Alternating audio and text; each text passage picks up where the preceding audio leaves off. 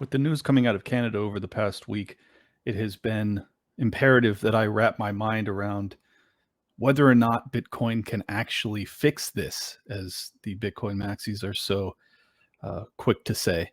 And I thought, I don't know. and I'm just being honest, I didn't know. So I sought out three brilliant minds to try and help me answer that question. And this is going to be a deep dive that you are not going to want to miss. First up, I have Layah Heilpern. She is the host of the Leia Heilbrun show on YouTube, as well as the author of Undressing Bitcoin. Following up after that interview, I have a two-person interview, which is kind of more the nuts and bolts of things and really gets into the CBDC argument and explains it in a way that I have never heard done. And it doesn't surprise me that they were capable of this, because it consists of Tobias Ruck, who is a brilliant blockchain developer in his own right, as well as Amaury Sechet, who is the founder of BCH and also now working on eCash. I guess that's his real project, as he has left BCH. But man, these three blew my mind. Just tremendously brilliant people that allowed me to see much more clearly on what we face, how we might work around it, through it, etc. You're not going to want to miss this one. Share it around. It will educate so many people on what we're actually facing. And I'd be lying if it's not daunting. Tonight's episode is brought to you by the Daily Job Hunt. It is a once daily newsletter that will help you prepare, get the job of your dreams so that you are better equipped to weather the Great Reset, which looks like it's coming. If you have struggled at all in finding a job or starting that career or starting that business that fulfills you both financially, but as well as emotionally, spiritually, this is a great free option on how to do so. Go to crash.co/daily to sign up for the Daily Job Hunt email newsletter. It's free. You can cancel anytime. Just give it a shot. Just do it. I've been telling you about them for a long time. They're a great company, and it doesn't cost you anything. So check it out. All you have to do is give them your email address, and they will send you the newsletter. Enjoy. Welcome, everybody, to a special episode of Liberty Lockdown. This is Clint Russell, and today I have on the goddess of crypto herself, Layah Heilpern. Welcome in. Hey, thanks for having me on. Absolutely. So the reason we got put in touch is basically I was lamenting the asset freezes that were happening in Canada. Obviously, this has been a threat to, I mean, it's been happening in many countries, but it hasn't been so broad-based in its utilization. They haven't been going after, entire, I guess, dissident populist uprisings like they did in Canada, and they're trying to make these laws permanent, basically making the state of emergency permanent and treating these people as if they're actual terrorists. So I was just like asking to the universe. I was like, hey, what the hell do we do? And someone tagged you in it, and I was like, okay, yeah, let's see what she has to say. So thank you so much for taking the time. And what's your perspective on just the macro risk of these asset freezes? Yeah, I mean, it's a tricky one, just because they can be frozen and also they can't be frozen. So the simple way to put this is, if you hold your assets on an exchange, right, that is a centralized exchange, something like Binance, or let's take Kraken as an example, because actually the CEO spoke out about this. So if you leave your assets on Kraken, then obviously the government has the ability to come in and either ban the platform, tell the platform to freeze specific addresses, freeze specific accounts. That can obviously happen because it is a centralized entity, and in order to operate in a certain country, they have to abide by the laws, they have to be regulated, and so on. So that's a simple answer. The issue that the government didn't understand is that in the crypto community, we often say, not your keys, not your coins. So there's another way to hold your assets. You can hold them in a non-custodial way, which means taking self-custody. So non-custodial, we say non-custodial because it's literally not in the custody of anyone else. There's no custodian. It's just you. Mm-hmm. So when you hold those assets, you hold them, and you hold them directly on the blockchain, and you're given three things. By the way, stop me at any point if you have any questions. So you're given 3 things. You're given a private key, which is like your master key. You're given a public key, and you're given a seed phrase. A seed phrase is the backup, to back up the wallet for whatever reason if you lose it. So if you are given those keys, you truly own the assets. And you got to make sure nobody gets those keys, right? That is very important. You got to make sure that those are hidden. You don't even want to write them down because it's your life savings and paper can easily be ruined. So people even go as far as engraving it in a metal sheet of paper or just keeping the keys in your head. So in that manner, they cannot be frozen. Nobody owns it but you. And particularly with Bitcoin, which is the most important part here, Bitcoin is the most decentralized network. So there's no single point of failure. There's no CEO. Perhaps if you looked at a different cryptocurrency, you could speak to the CEO of that cryptocurrency. And you could, I don't know, you could do some, I'm not really sure. But with Bitcoin, there's no CEO, there's no centralized authority. And so the government can't do anything. But what they could do is, and this is another joke in the community, is if they know you own those coins, they know you own Bitcoin, right? Mm-hmm. They can get those keys from you if you're publicly known to own Bitcoin. So there's another joke whereby we say, I lost my keys in a boating accident. So it's like, there's nothing I can do. I lost my keys in a boating accident. That's what the libertarians say about their guns. So that makes sense. Oh, okay. There you go. Yeah, I'm sure that's really where it comes from, to be honest. So that's the overview. You can hold it in 2 ways, non-custodial and custodial. And, it's not just about government freezing your funds, though, because leaving your money on an exchange, leaving those assets on exchange also has risk because, like, a lot of the time these exchanges get hacked. That's just the nature of the community right now, or the industry even. CEOs can run off with all the money.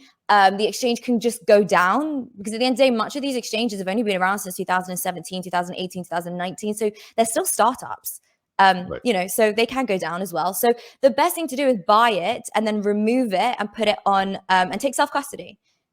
And then there's 2 types of ways you can take self-custody, but we can get into that. Okay. Yeah. And I mean, taking self-custody are the 2 types of ways, hot wallet versus cold wallet, or is there more to it?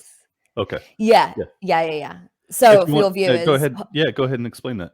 Yeah, so for your viewers, a hot wallet is like an app on your phone. So I work with an amazing self-custody company called Exodus, and they're basically like the Apple experience. Like everything is super slick. It's amazing. And that's on your phone. And it's amazing. You have your keys, you have your private, public, and seed phrase, all very good. The only problem with that is it's on your phone, right? So it's connected to the internet. So my phone could get hacked. My phone could get stolen, because really you're walking around like, I don't have this much money on my phone, right? But let's just say I had $1 million sitting in Exodus. I absolutely don't. So if anyone wants to give hacking a go, please, there's really not much sitting on there. It's probably about like $1,000 on there. That's about it. But then here's my phone, right? So say I had like $1 million on here, then I'm literally walking around with $1 million in my hand. That's what I'm doing. So that's not a smart thing to do. So what you want to do is use a cold wallet. So a cold wallet usually is like a physical device. It looks a bit like a USB stick, and it's not connected to the internet. And that is the best thing to do. Some wallets are more hackable than others. But overall, the industry standard is Ledger, Trezor, and yeah, they're really amazing. And then you want to hide that somewhere. Yes. And you don't want to admit to owning it either. Okay. Legally, of course. Yes. No. So what I think that what made Bitcoin and the entire crypto world so alluring to me was that it solved many of these problems that libertarians and other conspiracy theorists were concerned about with these new laws that were coming out from the government. And it seems as if what they're doing is they're making it so much more challenging as they because obviously it would be ideal if we could keep it on some sort of quasi-centralized platform so that you could utilize I disagree with you. No, I really disagree with you. Okay, so the thing that I love about Bitcoin is that it's a way of life. Now, just bear with me. I don't want to sound like a cultist or whatever, but Bitcoin is a way of life because what it does is two things. First thing, the way that the network is secured is through something called proof of work, which is basically you don't trust, you verify, okay? Every single transaction is verified. Now, just if you use that kind of mentality and that ethos and you're congruent with that throughout the rest of your life, you're going to live a very effective life. There's a lot of mistakes and little things that people do that I've done as well. And I think, oh, I shouldn't have done that. And then I think to myself, don't trust, verify. Like even as simple, for example, as like getting an Airbnb, right? You just trust that it's going to be okay. You just trust this person. So many times I've taken Airbnbs and it's literally been a major fuck up. And I should have verified. I should have been more careful. I should have had a backup. I should have, been more careful, because so many times I've been like stranded very late hours of the evening because my Airbnb messed up. So, it's kind of that mentality. Or like, even if you're doing a podcast, right? You want to just make sure that this guest is going to turn up. Don't go for silence for a month. You say you booked the guest a month ago. Don't go for silence for a month and just trust that they'll turn up. No, verify it a week in advance, maybe verify it a few days before. So it's just about like living that effective life. And then centralized exchanges aside, I believe that especially as a libertarian, I believe that the biggest problem in society is a lack of personal responsibility. Everybody's so entitled. And so, not leaving your assets on an exchange empowers you to internalize that kind of ethos of taking personal responsibility, because now there's no Karen at HR that you can call when, shit hits the fan. Like, you have to take personal responsibility. Those are your keys. You need to take personal responsibility. And I think, that's really empowering. And it's kind of like an idea and an ideology, which I would like to see people incorporate across the board, whether it's about your health, fitness, relationships, dating, food, work, whatever it is, taking some damn responsibility, and not relying on somebody else. So I like the idea of being totally sovereign.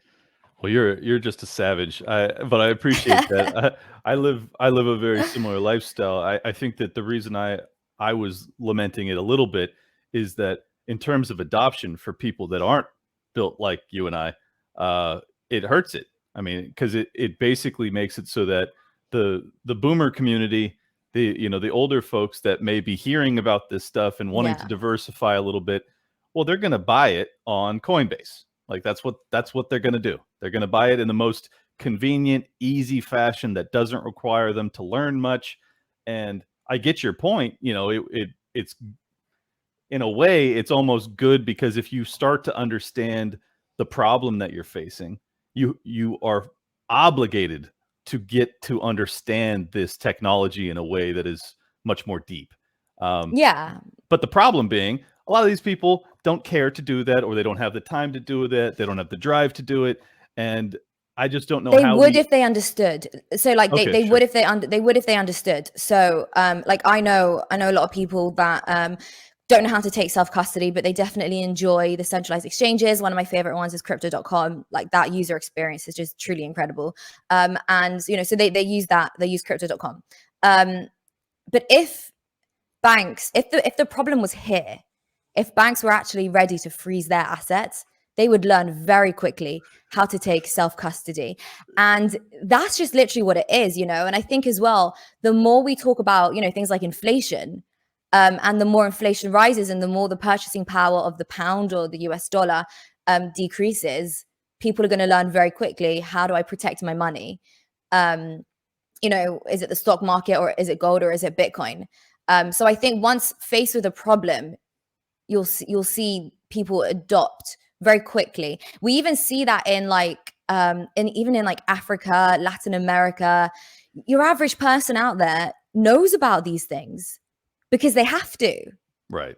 That's even criminals, right? Like, I'm not one to say, well, just to be clear, I think using cryptocurrency for criminal activity is the most ridiculous idea ever. You'll get caught. But, even criminals, because they think that it's an anonymous way of behaving criminal, they think it's anonymous, they manage to adapt very quickly and learn how to do it because they want to. So when there's purpose, there's certainly a way. And I think that, like, if what happened in Canada was to happen in England or the US, people would learn very quickly. Well, there's no doubt that's true. I mean, when you have the imperative, when it's absolutely mandatory, like you're going to starve if you don't find a way Yeah. to get an asset that isn't inflating so rapidly. That certainly increases adoption and also knowledge about the technology.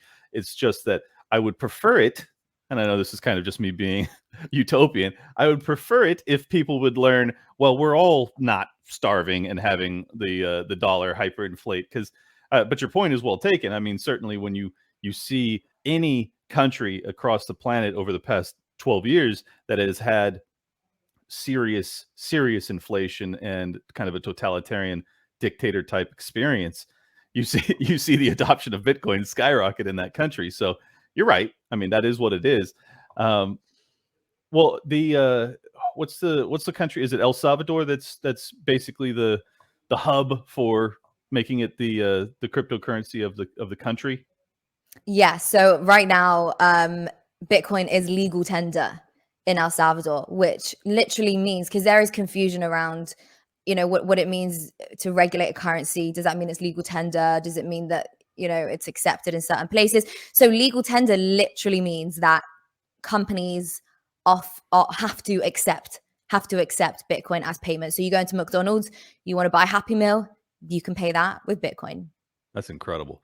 And are they obligated to have the technology, like some sort of device that you're able to transfer to?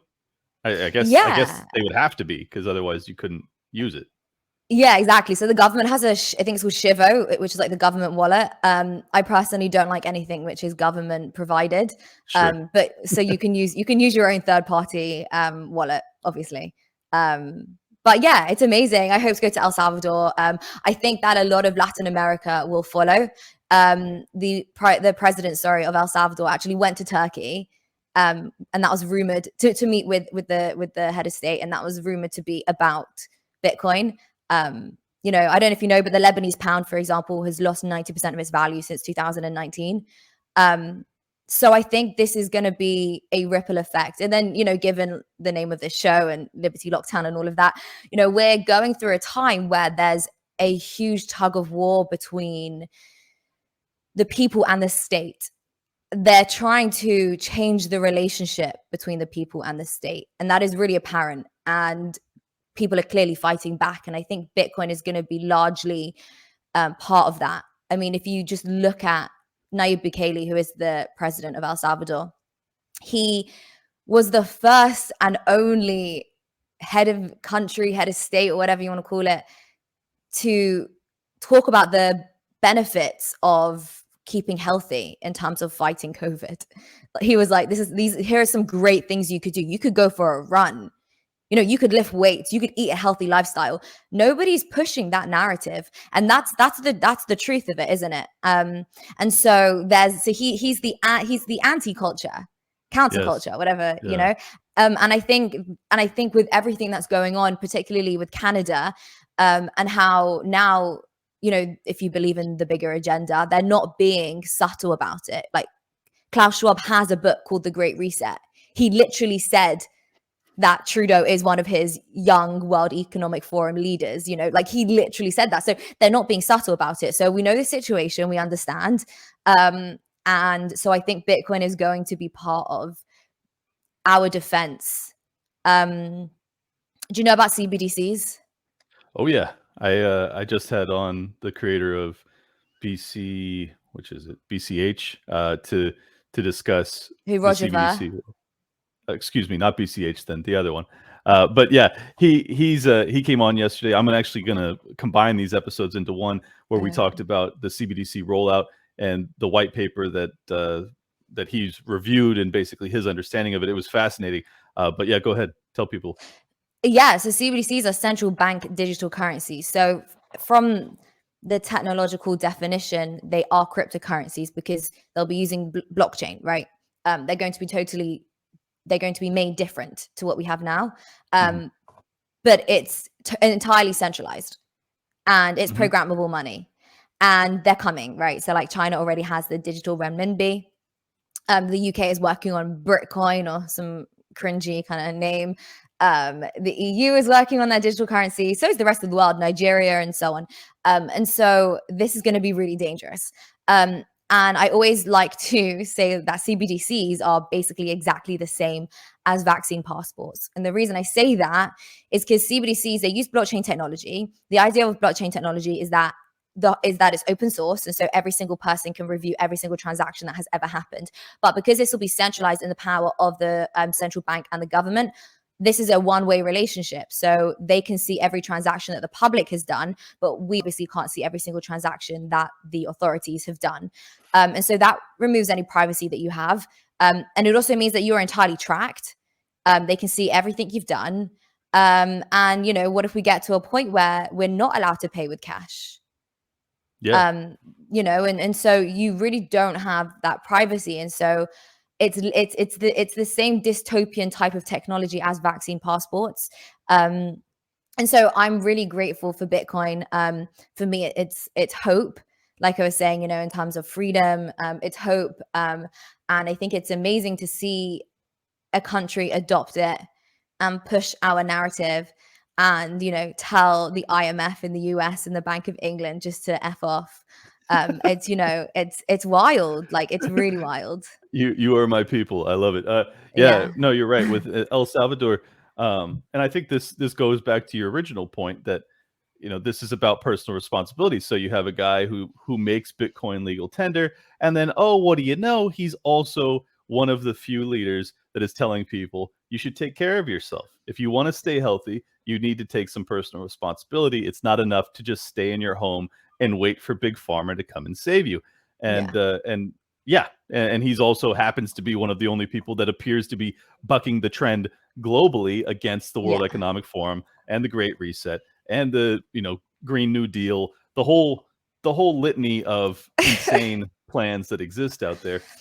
It's very concerning that so many of the leaders and to your also to your point, Klaus Schwab said it wasn't just Trudeau that he controls. It was it's all of them. Yeah. Yeah, no, it was half of Trudeau's cabinet is what he said. He's like, yeah, I own Trudeau and half his cabinet, or you know, I've influenced them, or whatever phrasing he used in his cryptic. Yeah, they're young leaders. Villain. They're World Economic Forum young leaders. That's what he said, I think. Yep, and we have a ton in the U.S. That are very prominent people as well, and this is a virus. I mean, like, this is really deep in the system. People, I mean, I only really wrapped my head around it a few months ago, so I don't even blame people for being unaware of it. But man, once you realize what it is, it's like kind of like with Bitcoin. You're like, once you realize what this is, there's a solution and then there's a problem. This is the problem. This is a major problem. When did you get that on your radar? Oh man, it's a good question. I think I've always been skeptical of authority, right? So it starts at a young age. So I've never put celebrities on pedestals because I just don't care. Like, I might like her shoes, but like I could get them down the road. Do you know what I mean? Like I don't care. So it's kind of like, so also we have the monarchy here in the UK. And I don't care for it. To me, the Queen is nobody's above me and nobody is beneath me. So like that's like the initial mentality. And so as you get older and you see policies happen, and I think really just because life has gone really crazy in terms of like things you aren't allowed to say, forcing speech, you know, the whole gender thing, you know, you start to, if I have an opinion, I have an opinion. Like, I don't think that just because the prime minister says this is the way, or just because like some influencer with a rainbow flag and 100,000 followers says this is the way, doesn't mean that I will agree this is the way. Like, I don't think highly of you. I don't know you. I've never met you. I don't really think highly of you. All I know is what you're presenting me. And I personally just don't buy it. So, you know, there's that.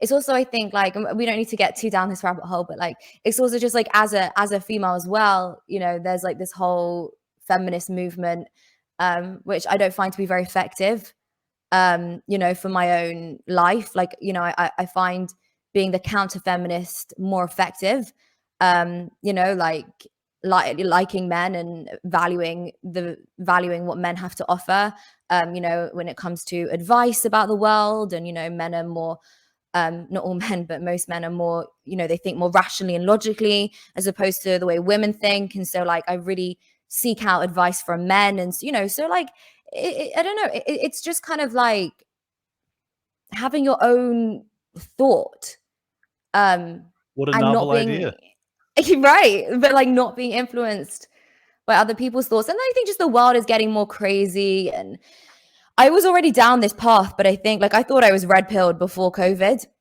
but like COVID like put the nail in the coffin for me. Me too. Like I don't trust government now. Like I don't. For me, it's so evil. Like the lockdowns were so evil, so evil. Forcing people to take a medicine is so evil.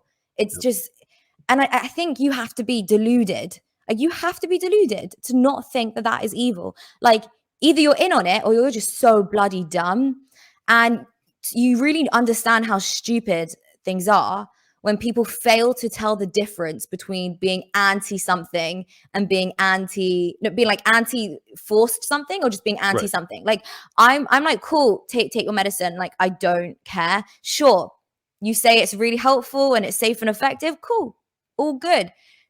But like, don't force other people to. It's so obvious. And I can't remember who tweeted this. It might have been you, actually. I'm not sure.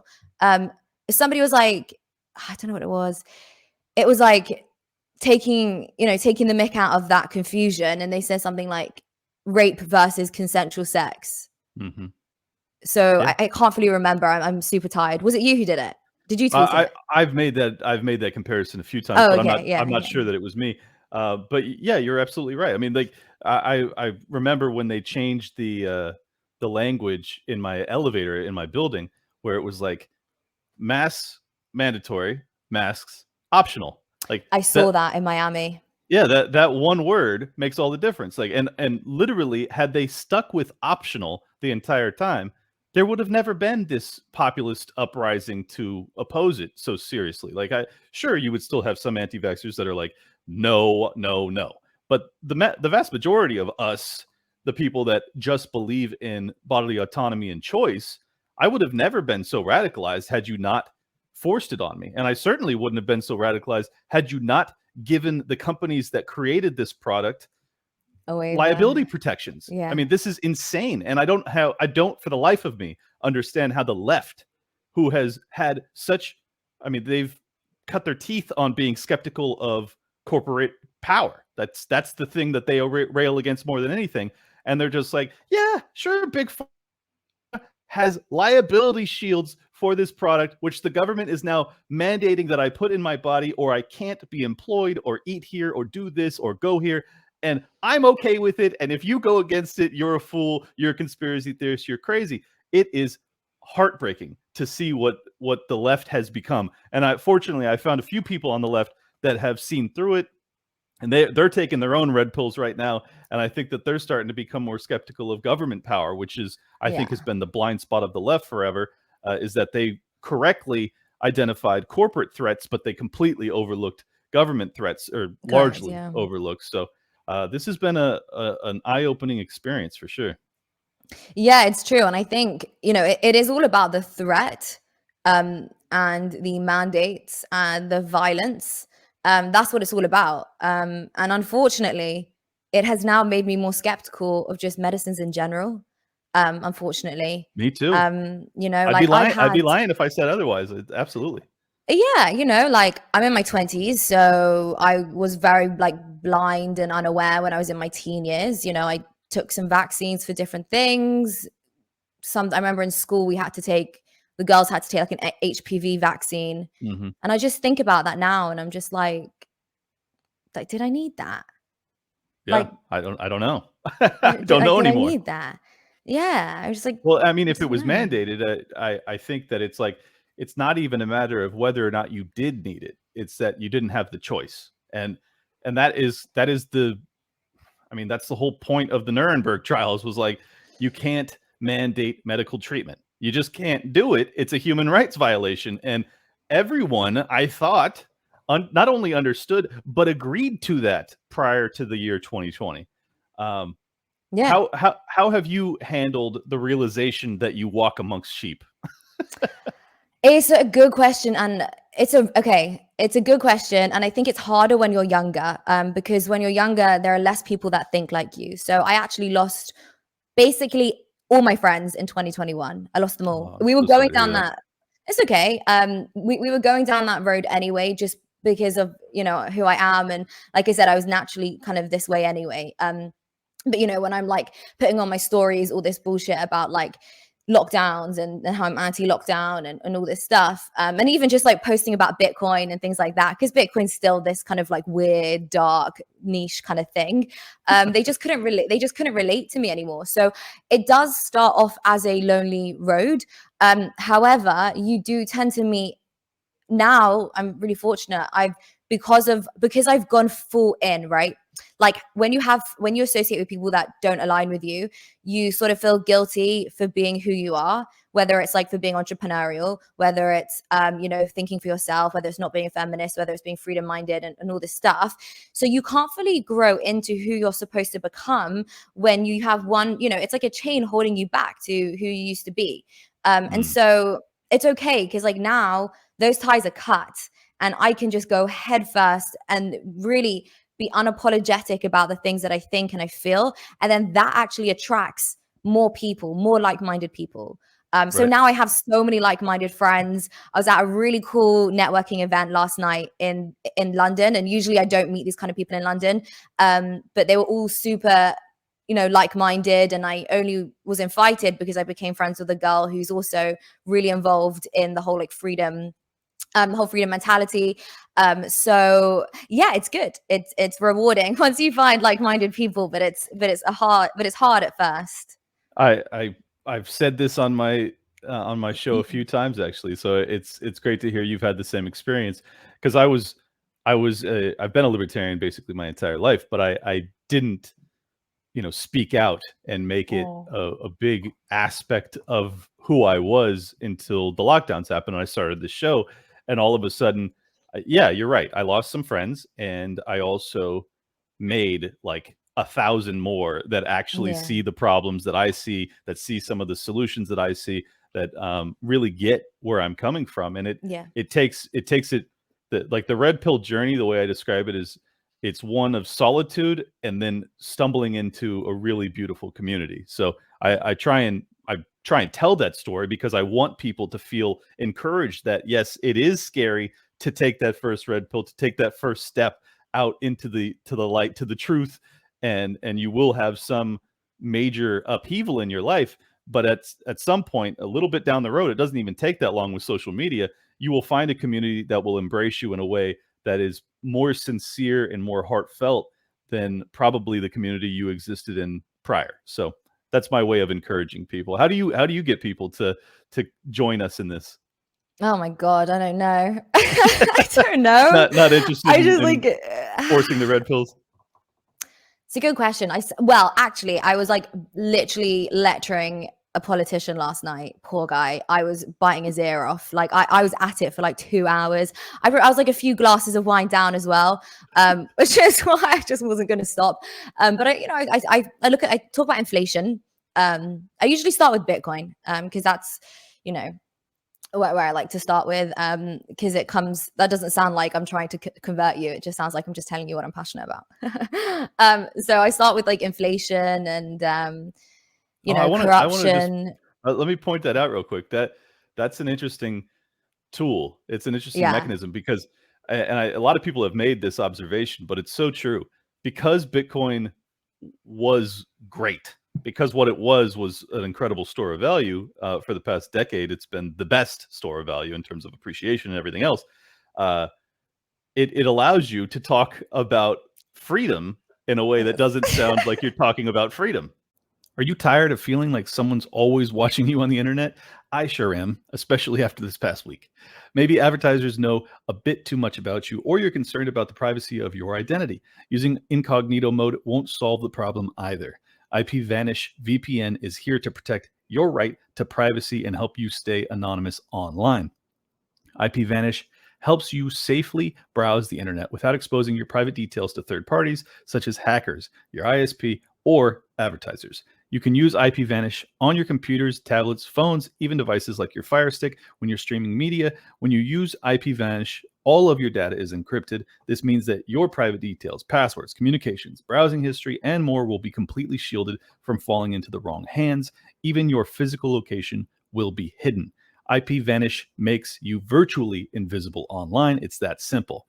IPVanish is offering an incredible 70% off their yearly plan for my listeners with a 30-day money-back guarantee. That's just like getting 9 months for free. IPVanish is super easy to use. All you have to do is tap one button and you're instantly protected. You won't even know it's on. Stop sharing with the world everything you watch, everything you search for, and everything you buy. Take your privacy back today with the brand that's rated 4.6 out of 5 on Trustpilot. So go to ipvanish.com/Clint and use promotional code Clint and claim your 70% savings today. That's IPVanish.com/CLINT. That's me. So that's interesting. Yeah, I literally do that. So I'd be like, inflation, yeah? Like, how your right. grandfather's house was really cheap and like now it's just more expensive, You know how so in the UK, where you have something, do you have Freddos? Do you know about Freddos? No. You know what Freddos are? Oh my God. Freddos are like these little chocolates, okay?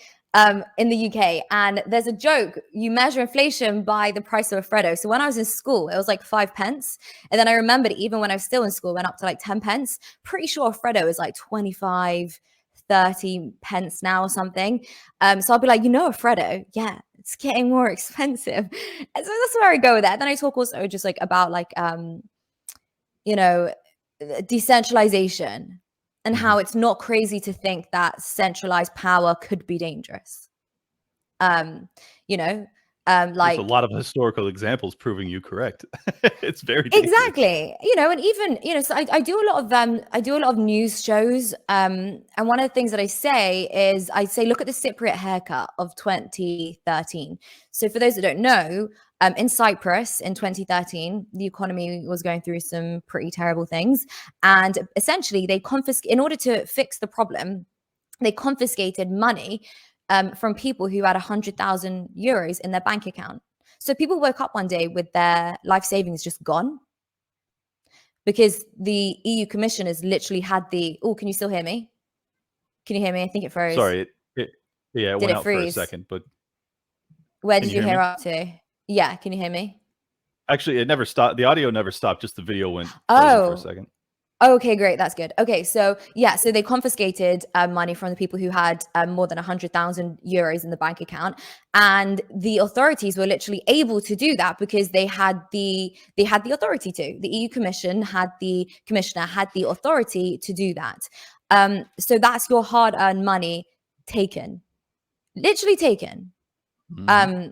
That's insane. You wake up one day and it's gone. So there's that.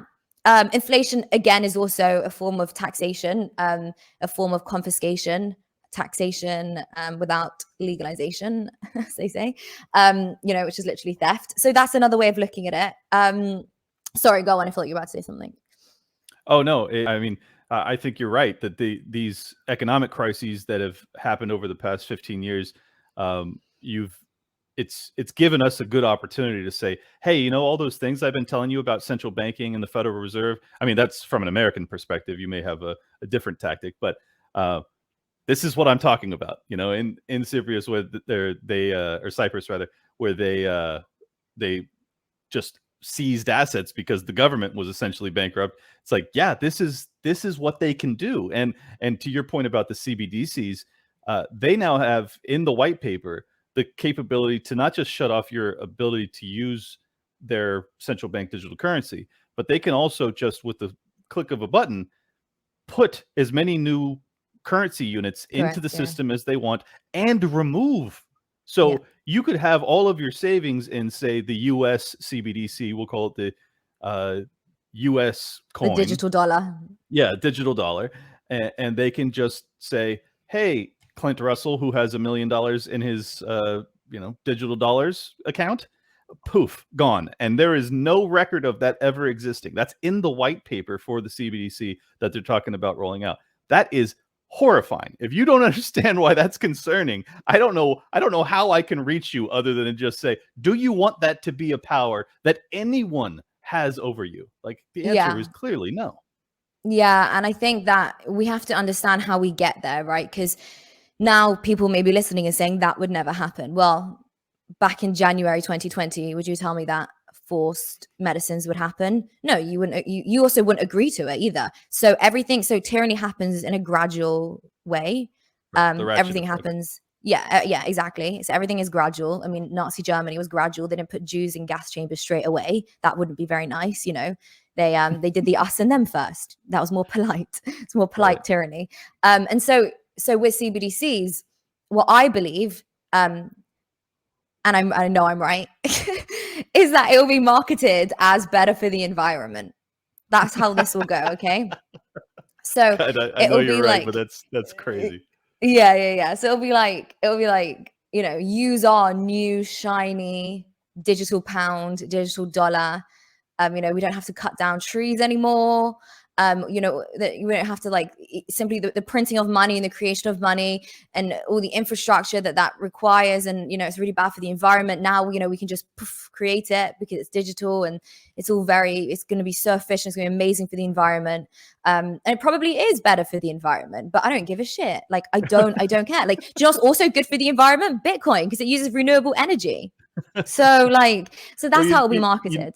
You know what else is bad for the environment? War. And they don't seem to care about ending any of those. So don't listen to these people when they don't act in a way that's in alignment with what they espouse. You have to assume that they're full of fucking shit, because they are. They don't care about any of these things that they try to utilize to pull on your heartstrings to get you on board with their evil plans. It's just about power and manipulation. And I think that has been the hardest realization for me over the past 2 years, is like, these people are dark. Like, they are very sinister. They act in unison. I never bought into the New World Order globalist takeover Alex Jones line of thinking. I really didn't. I was like, I always found it a fascinating thought experiment, and that was about it. And then I saw basically every liberal Western democracy lock us in our homes, you know, like that. Once you see something so ascientific and so anti-liberal in the actual good use of the word, you I don't know how you conclude anything else. Did you come away more of a conspiracy theorist too? Yeah, I mean, I came away angry, really angry and really sad, actually. Like, I would say I'm on like a come down right now. Like, I'm breathing again. Like, I got to be honest with you. Nice. I didn't sleep properly for like 2 years. And the reason I didn't sleep properly for 2 years is because I didn't want to take the juice, right? Yes. And I can see what's happening. And I can see that, you know, I'm not going to be able to travel. I really don't like England. So I want to move to America. And, you know, you now need a vaccine to get in and all this stuff. And, you know, it's just right now, like, I can breathe easy. But there were times when I couldn't. And even back in December when I was in America, and they brought vaccine passports in the UK, and they were talking about boosters. So, you know, now everybody has to have the third one.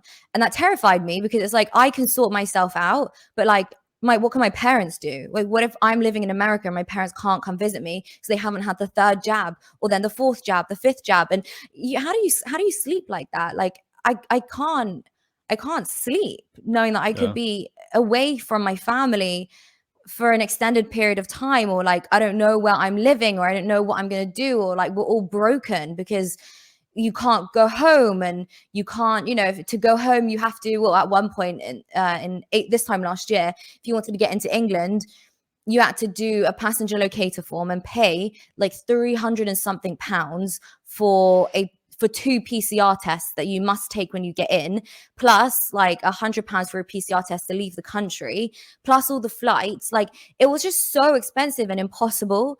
And with inflation, and, you know, just life as it is, like, they just made everything hard. And so, you know, I actually did, like, I got bags under my eyes and everything from it. Like, I'm just trying to sleep easy now and like relax and like take a breath, to be honest. And yeah. I moved from California to Florida because California was kind of like the UK. It was very harsh with these lockdowns, and what really concerned me was, I still have all my family in California, so even though it's still the US, the treatment from one state to the other is so different that Yeah. I was very concerned when you had that psychopath Leanna Wen and Fauci talking about whether or not they should make it mandatory for air travel. And I was like, well, if they make it Domestic air travel, right? yeah, if they make it Yeah. mandatory for air travel, I may never go back to California because it's very far away. I mean, that's 3,000-mile drive. And then Leanna Wen, this lunatic, was talking about how she wanted to make it and people have totally like memory hold this because she's shifted the narrative herself, but she was talking about making it checkpoints for interstate travel too. They were talking about full checkpoints, paper please, Nazi Germany shit, like crazy shit. And I was like, I may never see my family again. Like, I live in America, the land of the free, and I may never see my family again. Like, that's a like, if you don't lose sleep over stuff like that, man, good on you for being so ignorant to the threats you're facing. But they were pushing for that for a while, and I think that the only reason that didn't happen is because the populist uprising, especially with the Canadian trucker convoy, started to demonstrate, like, you are pushing us to a level that we will do drastic things to stop you, and we're going to still stay peaceful as long as we possibly can, but we're going to take some drastic measures, like shutting down the economy. Like, you taught us about lockdowns. The beautiful irony of that, you motherfuckers taught us about the power of locking down. We're now going to use this to stop you. What do you think about all that? Yeah, I mean, I just wanted to say also on the previous point, like, one of the darkest days that I had, like, within the last few months was back in December when France, who are literally our next door neighbors, they said if you're unvaccinated, you can't have medical treatment. That terrified me because, again, I thought, well, the UK is bringing in vaccine passports. We're literally copying everyone. I was like, what does that mean for my parents? Like, oh my Lord. Like, anyway, I literally meditated on it and I prayed on it. And I'll tell you a story and then we'll get back to the truckers, but I'll tell you a story. Sure. I was like, yeah, it was dark. Like, I was so unhappy, like terrified. And yeah, this was like when Omicron was, whatever the fuck it's called, Omicron, I don't know what it's called. Yeah, when that was like blowing up and everyone was talking about the third booster, and we had a whole campaign in England. They literally suspended the National Health Service so that they could push the booster for a month. And and I had to like sit down with myself and just be like, okay, let's pray on this and let's meditate on this. And I'm talking about, this was in the heart of it all. And a vision came to me. I had this vision, okay, that in May 2022, everything will be lifted. And No way. I just knew it. And I have messages like on my phone of me telling people, like, I can prove that back in December, I was like, this is getting lifted. It just came to me. And I remember I was out with someone and I told them, and I was like, everything's okay because it's going to be lifted in May 2022. And they were like, that's a specific date. What do you mean? And I was like, it just came to me. And no joke, 2 weeks later, everything lifted. Yeah. Incredible. I don't know what it was. I don't know. It's one of those things where you're just like, I don't even know if I believe in a God or whatever. I don't know what I believe in, but like, when like you just need some kind of divine intervention. And I was there like, give me some strength. I need this. And then, yeah, I got that vision. That's awesome.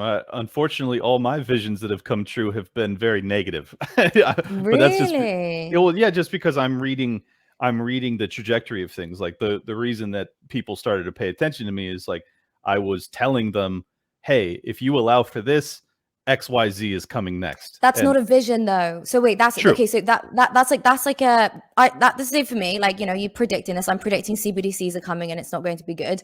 But I mean, like, something that like you desire from your heart for yourself. Oh, I do that pretty well.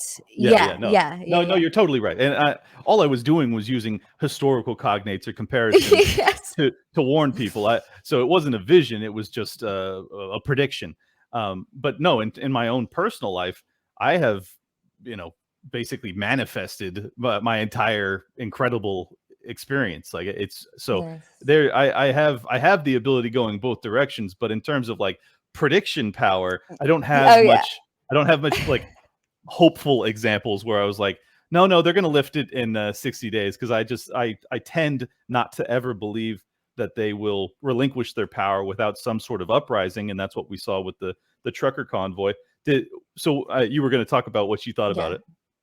Oh, I'm all for it. Obviously, I'm all Not for surprised. it. I think that again, if someone wants to take a medicine, please do. But I think the thing with Canada is that it's different than the US, because I know in some states, obviously, you have these passports and these mandates. But it's different with the US, because like you can't even leave the country now. So now you're a prisoner to your own country. Mm. And I think that it's incredible to see people rising up. I think that Trudeau won't survive this. It's been a massive wake-up call for everyone. Just Trudeau calling people Nazis and anti-Semites and like racists and misogynists. It's like, bro, shut up. Like, what are you talking I can't about? believe he's using the same script in a Yeah, country that has no history of this stuff. Like, they don't have the yeah, history of Nazism the way that we have some alt-right fringe groups. I mean, we don't yeah. really have a history of it either, but it's just incredible. They use the same script. They're just like, fuck it, we're going to use the same script. But you know what's wild? So when I was, I don't know, how old was I? Like 14 or 15 or something. I was in school, I was in history class, and we were learning about like the civil rights movement, and we were learning about feminism and how women were out there burning their bras, and black people were out there like, or like women, for example, were tying themselves to tracks to get the vote, and black people were out there like doing whatever the hell they were doing to get their equal rights, Yeah. and all this incredible stuff. And I remember sitting there, I was like 14 or something. I thought to myself, God, we live in such easy times. Like, I can't imagine like being so passionate about something and needing to go out and protest. Like, imagine something which is so existential that you feel you have to go. I can't believe, and at the time as well, there was a lot going on in our country with the current election that happened. And I remember just thinking like how, I don't know, I was 14, but I was thinking how trivial it was, and how it really doesn't matter who gets into power, because it's literally the same. Like, that's literally what I was thinking. I was like, imagine just having what they had. And now I feel we are literally living through this same thing, same thing, if not worse in many different ways. I'm not sure, but it's up there, because it's about putting something in your body, and I think if it sets it, look, like lockdown set a terrible precedent, but I mean, if you start allowing authority to determine what goes in and out of your body, like that's rape. That's the end of the road. Yeah, and you can't go back from that, and that sets a very dangerous precedent. And so, yeah, I mean, I have a question for you. Actually, you can tell me like what you think.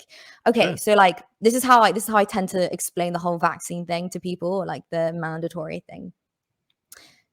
I don't care if there's a deadly virus, right? Because at the end of the day, I have to be free to choose what happens to my body. So the question is, let's just say the world was about to be over and the human race was about to go extinct. The only way to save human race is to impregnate these 3 women. Mm. If each woman said no, I won't do it, and as a result, the human race will end, what do? Do you have a moral duty to therefore rape her and impregnate her? No. You have a moral imperative Exactly. not to. I mean, Exactly. Still. And so for me, it's like, I don't care what the ends are. It's never justified. It is never justified.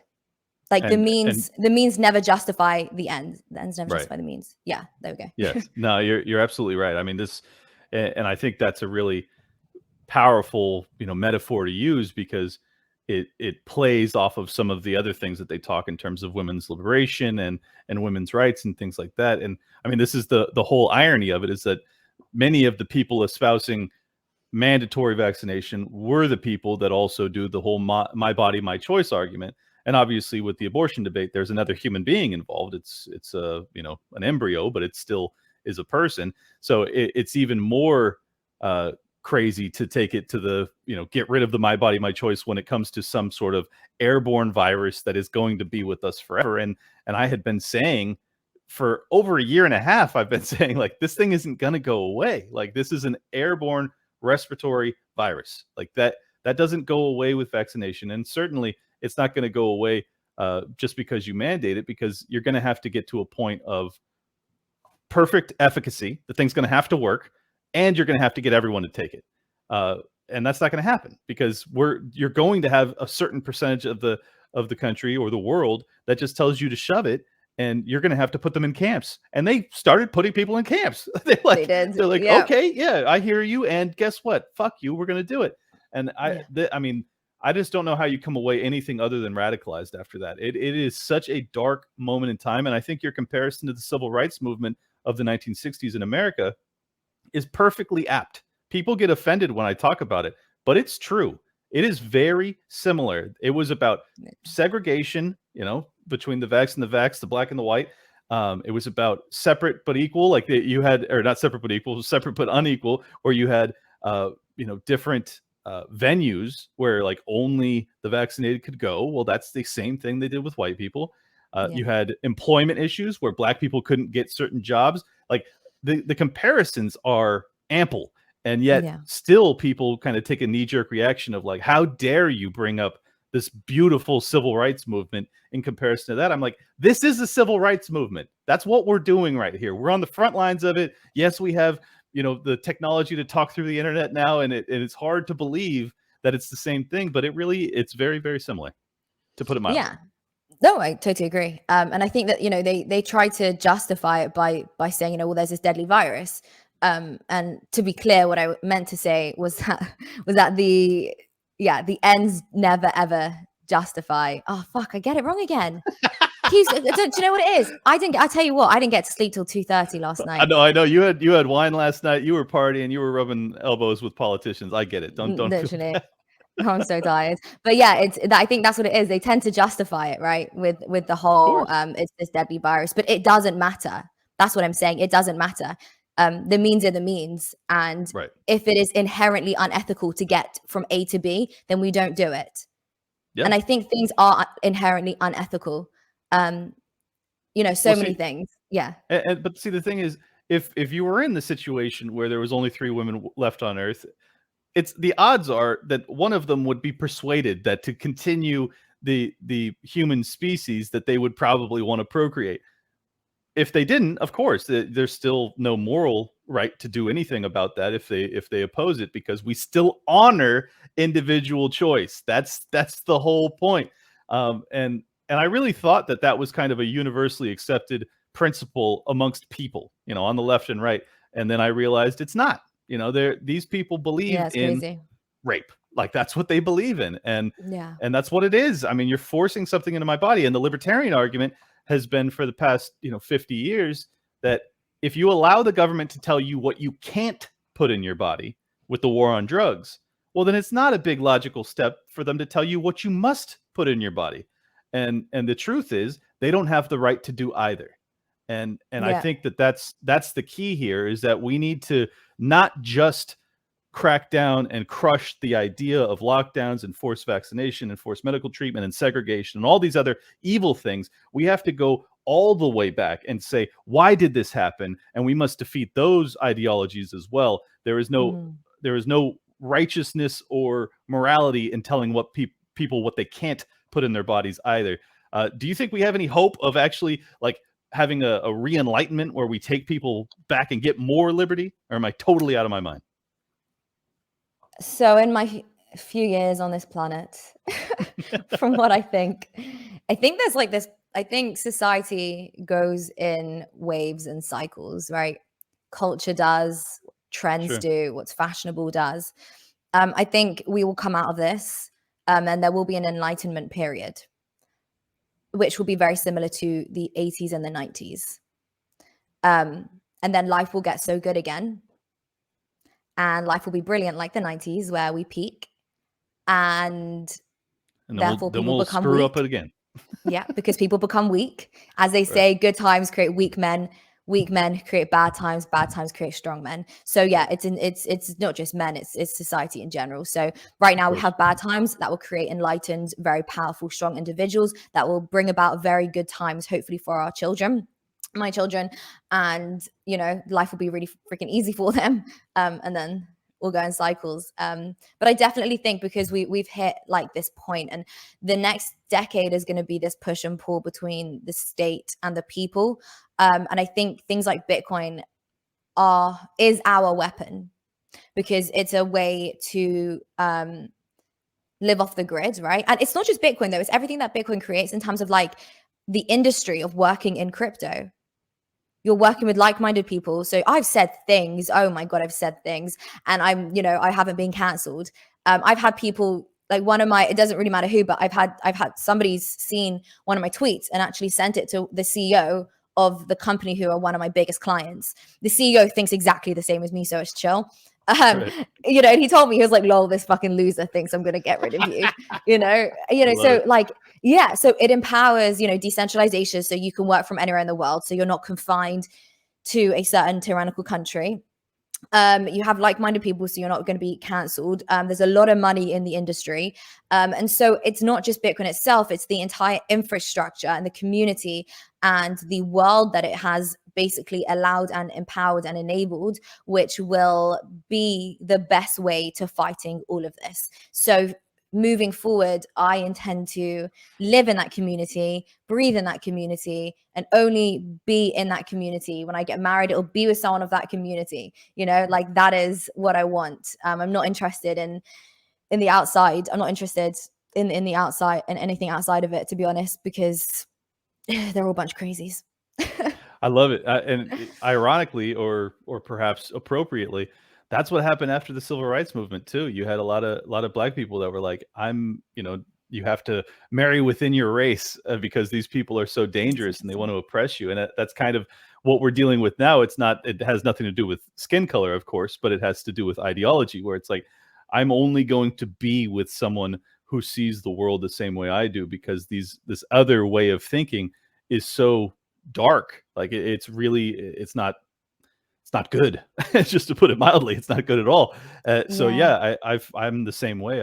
I've started dating in this community more, and it's been great because I don't have all of the cognitive dissonance or the turmoil within the relationship where like they believe in big government and they believe in trusting the government when it comes to declaring war and all these other things. And it's like, yeah, well, that went from being like kind of my preference to being like a necessity. It has to be. Yeah, exactly. And like, I don't know what your experiences have been like, but like what I can confirm is that if you date outside of this whole mentality, it won't even work, because like you won't agree on so many things which aren't even related to politics, right? In terms of like gender roles, you're not going to agree on that. You're just not. Right. And that's going to be very difficult, like the expectations from each other, as your expectations from a woman's expectations from a man, like they're just not going to be aligned. And I just know that as a matter of fact, like if you don't think like this, then you're not going to think like that. Right. And so it's just going to be an absolute nightmare, a bit of a breakdown. It's kind of a shortcut to knowing who you should and shouldn't date, actually, because like I don't have to waste my time with anybody that's not kind of already one foot in my world, because I already know like it's going to be insane trying to talk to these people. So I mean, it's sad, and it's in one way, because it's like it basically means that we're probably never going to have a kind of unified world again. But I think in reality we never had it, and that was kind of my own delusion as a child, to believe that like the concepts of liberty and freedom and the American way and all that stuff that I was kind of indoctrinated into as a kid just didn't really exist, and I think that that's been a harsh realization. For you, it's probably even more stark, because I think that the UK doesn't have that as much as I was propagandized to believe America does, and you kind of learned how few people shared your values in London and elsewhere. We're very true? lefty. Yeah, I mean, like the UK is very lefty. London's particularly lefty, which is why like when I was out last night, it was just so nice, because you were just in a room full of like journalists, influencers, politicians, media people who just all feel the same way. And it was just like so good and so unusual. And, you know, you can, when like, same as when I was in Miami, like I could just speak so freely. I was just like at lunch or whatever. And I'm just like, yeah, fuck the vaccines. Like, I don't have to worry about what I'm saying. And then someone else is like, yeah. And I'm like, cool, I'm in the right place, you know? I love it. I love it. So it's good. Well, let's get out of here on one positive note. Give me one more vision. Since you said May 2022, we're going to have all of them lifted. Meditate and tell me one more positive development we have in the next year. I can't tell you. I don't know. It has to, do you know, it has to come from like the heart, and it has to come from like a moment of like needing. I know. I was just messing with you, but give me a prediction, not a vision. Like, do you think that there's that? I can give you a prediction. Yeah, okay. Bitcoin will hit $100 million for sure. I don't know when. Wow. But it could happen. It could happen in the next 15 years. It could happen in 10 years. I think it will hit 500K in like the next 5 years. That's for sure. Wow. All right. Yeah. Buy some Bitcoin, folks. This is not financial. This is not financial advice. Layah Heilpern, please tell people how they can follow you, support you, everything else. Yeah, so you can follow me on Twitter. It's just my name there, Layah Heilpern. I'm on Instagram. I'm on YouTube. I also have a podcast where I speak to some really cool people. If you're interested in learning more about Bitcoin, I have a book which is behind me called Undressing Bitcoin. There it is. Yeah. It's a super easy beginner's guide to Bitcoin. It's rather inflammatory. So yeah, check it out. And I'll include all of that information in the description to this episode. Like, comment, share, subscribe. Let the world know there are other people that see the world the way we do, and they happen to be fun and normal and nice, and you don't have to be afraid. Take that red pill. Thank you guys for tuning in. We'll catch you next time. Don't go anywhere. If you enjoyed that episode, it just gets crazier and more mind-blowing from here. Literally, the creator of BCH, Amaury Sechet, as well as Tobias Ruck, who is the creator of Lotus. They are seriously brilliant human beings, like genius level. And I learned a hell of a lot about what CBDCs will consist of, why they're so concerning, why they're so imminent, how we might push back, and you're not going to want to miss it. I mean, this is as deep as I've gone into crypto right here. And because I'm a layman when it comes to that, this is going to be your opportunity, if you're also a layman, or even if you're not, to have someone who's asking really brilliant computer scientists kind of the more rudimentary questions, breaking it down into a level that I could process. It's still very advanced though, so even if you're a wizard on this stuff, I think you'll find a ton of value in this. You're going to enjoy it a lot. Don't go anywhere. Just wanted to say real quick, if you want to support the show, another way to support it is go to toplobsta.com. That's TOPLOBSTA.com. You can pick up Tower Gang merch. You can pick up Liberty Lockdown merch. We got brand new designs from Top Lobsta that are so cool. I haven't even got them yet. I'm going to get them in Florida or in Melbourne this weekend, so you can get it before me if you want to. Go to toplobsta.com. Enjoy the rest of the show. Welcome, everybody, to a special episode of Liberty Lockdown. We got a double dipper today. We got Amaury and Tobias Ruck, who I actually met in Mexico, which was really fun. These guys are both programmers, have been involved in the crypto space for a while. I'll let them give you their background so that you can understand why you should be listening to them. We'll go with Amaury first. Okay, so I'm Amaury Sechet. I'm known mostly for having created BCH, I guess, on which I've worked for like 3 years, 4 years, something like that. And now I'm working on another project called eCash because I think BCH, took the wrong direction at some point. And Tobias. And I'm Tobias, or Tobias. I'm Tobias. Excuse me. I American. It's the American way to say it, but in Germany we say it the Spanish way. And, I know you even corrected me in Mexico. I'm sorry, man. Tobias. Don't worry. So yeah, I've also been working on Bitcoin Cash, not as much as Amaury. I'm mainly focused on applications, whereas Amaury worked on the blockchain itself. Like I developed Bitcoin Cash smart cards where you can pay with smart cards. I showed you that in Mexico, I think. And now I'm working on Stamp, which is a peer-to-peer, end-to-end encrypted messenger, which can also send private transactions in a scalable way. And hope we can get to that later on.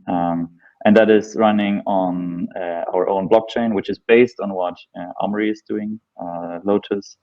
And yeah, I'm happy to talk about the problems we're seeing and some of the solutions both of us are providing. Well, I really appreciate your guys' time and your expertise. This will be invaluable to me as someone who is an old money guy, but not a programmer, does not understand the ins and outs of the blockchain in such depth as you do. So for the audience's understanding, the reason I invited these guys on is because, first off, they're brilliant, but secondarily, we have seen why there is the whole old moniker of Bitcoin fixes this or Bitcoin solves that. You know, the blanket statement of, well, if you just adopt Bitcoin, then everything will be solved. And I think that we are learning this week, especially with the Canadian Freedom Convoy and the suppression of those people, as well as the freezing of their bank accounts, and now the pursuit of any cryptocurrency that's being used to support them in their fight. And I basically put out a post just lamenting the fact that I don't understand how this is happening. These are the problems I thought were solved, and apparently they are not. And apparently the government is privy to much of our methodology to circumvent their suppression, and they are starting to really crack down in ways that are pretty profound. So let's start there, guys. I know this is probably going to get into a big block, small block debate, but I've done episodes on that before. I think that you know, that divide, that disagreement is probably not going to be solved on this show. So moreover, I just want to focus on what you guys see as the problem, the reasons that you think that, you know, Bitcoin no longer fixes this as a blanket statement, and we can go from there. So yeah, Tobias, before quickly, oh yeah, sure. I want to add something, because you mentioned like the block size debate, and like, look, the body of the thing is that we can have many blockchains that have many properties, and I don't think there is really, like, I don't think there is really a good reason to try to solve that debate, right? Like, it's not like there cannot be several projects that do several things. I agree with you. I don't understand the reason for the antagonism between the two communities, but there is a tremendous amount of antagonism between the two communities. Yeah, no, I know. And I was in the middle of it because I created BCH, but that's always something that has bothered me. And quite frankly, that has been a huge distraction, right? And I think I agree. This whole antagonism is one of the reasons BCH is not doing that good now. Yeah, well, and I hope people can get past that. I mean, it's the same argument I have between anarchists and minarchists. It's like, guys, we're fighting fucking totalitarianism. Why are we arguing over which is the best path? I mean, let's just all push in the same direction. What's that? It's divide and conquer, right? Like, yeah, but why are we falling for it? Yeah, well, human nature, I guess. I don't know. Yeah, I guess, man. But the problems are just so significant. So anyways, let's start with Amaury. Go ahead and tell us a little bit about why this is a problem and why people should be paying attention to it. We'll just go from there. Yeah, so I actually explained that in a conference before launching BCH in Arnhem. People can go watch that back. But basically, the problem that we have is that our monetary system goes through intermediaries, and except cash, right? Like, cash is the only form of money we can transact with that don't involve intermediaries. And the thing is, like, with those intermediaries come regulation of those intermediaries, and effectively, like, we're losing the control over the money that we have through that. And there is a second problem, which is inflation of fiat currencies, where the money devalues. And where crypto was very interesting in the early days, it still is, but not the biggest project, not the most visible project now, is that it proposed a solution that solved both problems. And really, this is very, very important, because both problems come from the fact that we have no solution that address both problems, right? So if you are worried about inflation and you know, changing the money supply or whatever, you can buy gold, for instance, or any other precious metal, or, you know, like, there are other assets, but there are assets that are probably scarce, and and that you can buy. But none of those are very convenient to use on a day-to-day basis, right? Like if I want to buy a sandwich with gold, like even admitting that the merchant accept that, we need to weight it, and the merchant needs to make sure that it's pure and whatever, right? Like, so it's very, very inconvenient to use on a day-to-day basis, right? And on the other hand, we have fiat that is super convenient to use, and that's why it's being created, right? And though it's super convenient to use, it has its own downsides. And the reason we have technology like this that emerge is that because we don't have a good technology that does both, right? So the cycle is always the same. At the beginning of a civilization, when it starts growing, they use hard money like precious metal. But then as the economic system grows and grows and grows, it becomes completely unmanageable to do so, right? And I guess the first time it happened at scale was when there was empire around the Mediterranean Sea, where suddenly transporting gold by boat from like Turkey to Greece to Italy or whatever, it becomes very, very burdensome and very risky as well, right? So suddenly you start trading IOUs, and you get into the whole fractional reserve stuff, fiat, whatever, right? People do that for convenience. They don't do that because they like their money inflating away. They just do that because the alternative is not convenient enough.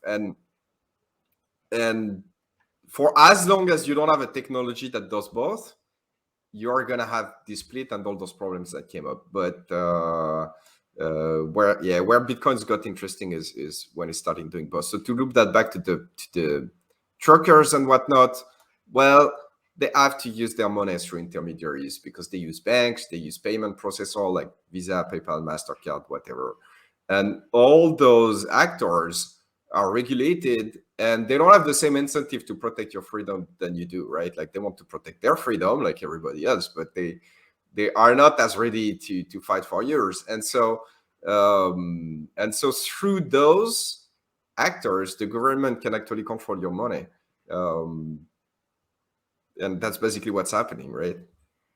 That was a beautiful synopsis. And for those that are listening that are unfamiliar, over 220 people had their complete banking history frozen, credit cards, banks, debit cards, everything, because they were either affiliated with or were actively protesting against the mandates in Canada. Ottawa specifically is where this really heated up.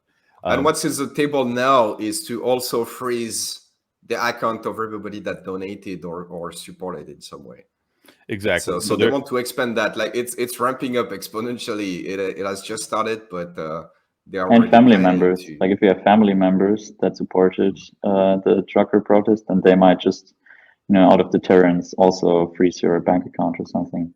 Exactly, because they're trying to. I mean, there is from a sick tyrannical perspective, there's a lot of logic to this. If you want to undercut the financing to a dissident protest such as this, it makes a ton of sense. I mean, look what is not happening, right? What is not happening is the US government or the French one or the German one or the British one or the Australian one, like all the Western countries that are supposedly bastion of freedom and whatnot, they are looking at Canada, which like 3 years ago, you would have people like, is it going to turn into a totalitarian regime? Nobody would have told you, well, I think this is likely, right? But it's happening. And none of the other countries are saying anything, right? If China would have done that, for instance, they would have obviously said something.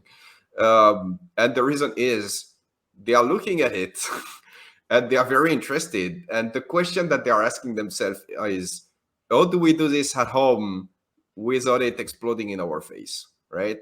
This is the number one question in all Western country government right now.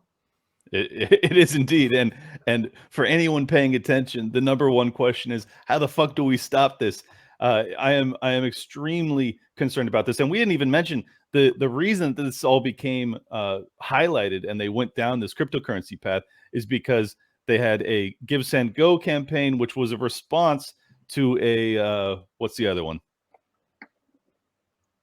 GoFundMe. Then it moved over to Give Send Go. Yeah, GoFundMe voluntarily shut down their stuff. Give Send Go pops up and says, no, send your money this way and we'll get it to the truckers. And then the government intervened and made it so that the Give Send Go funds were also frozen. I mean, this is astonishing. They are pulling out all the stops, any semblance of, checks and balances, due process, a court order, like this is all just tyranny. I mean, it's really incredible. So go ahead, Tobias, tell us a little bit about your perspective on it. Yeah, I very much share the sentiment that Amaury shared, and also like the historic background, very precise. And I think one of the biggest issues is that, like right now, people still very much rely on like financial institutions to use crypto, right? And a part of that is because in order to do like anything useful with crypto, like sometimes you need to have custody of the funds. We are working on protocols right now which are non-custodial, means that you have full control over your keys, and like it's all just a protocol. But for a lot of things like trading fiat to crypto, or even trading crypto to crypto, you often are custodial, which is a very specific term. And that means you need to have a money service business license, right? It means you need to be licensed to use that.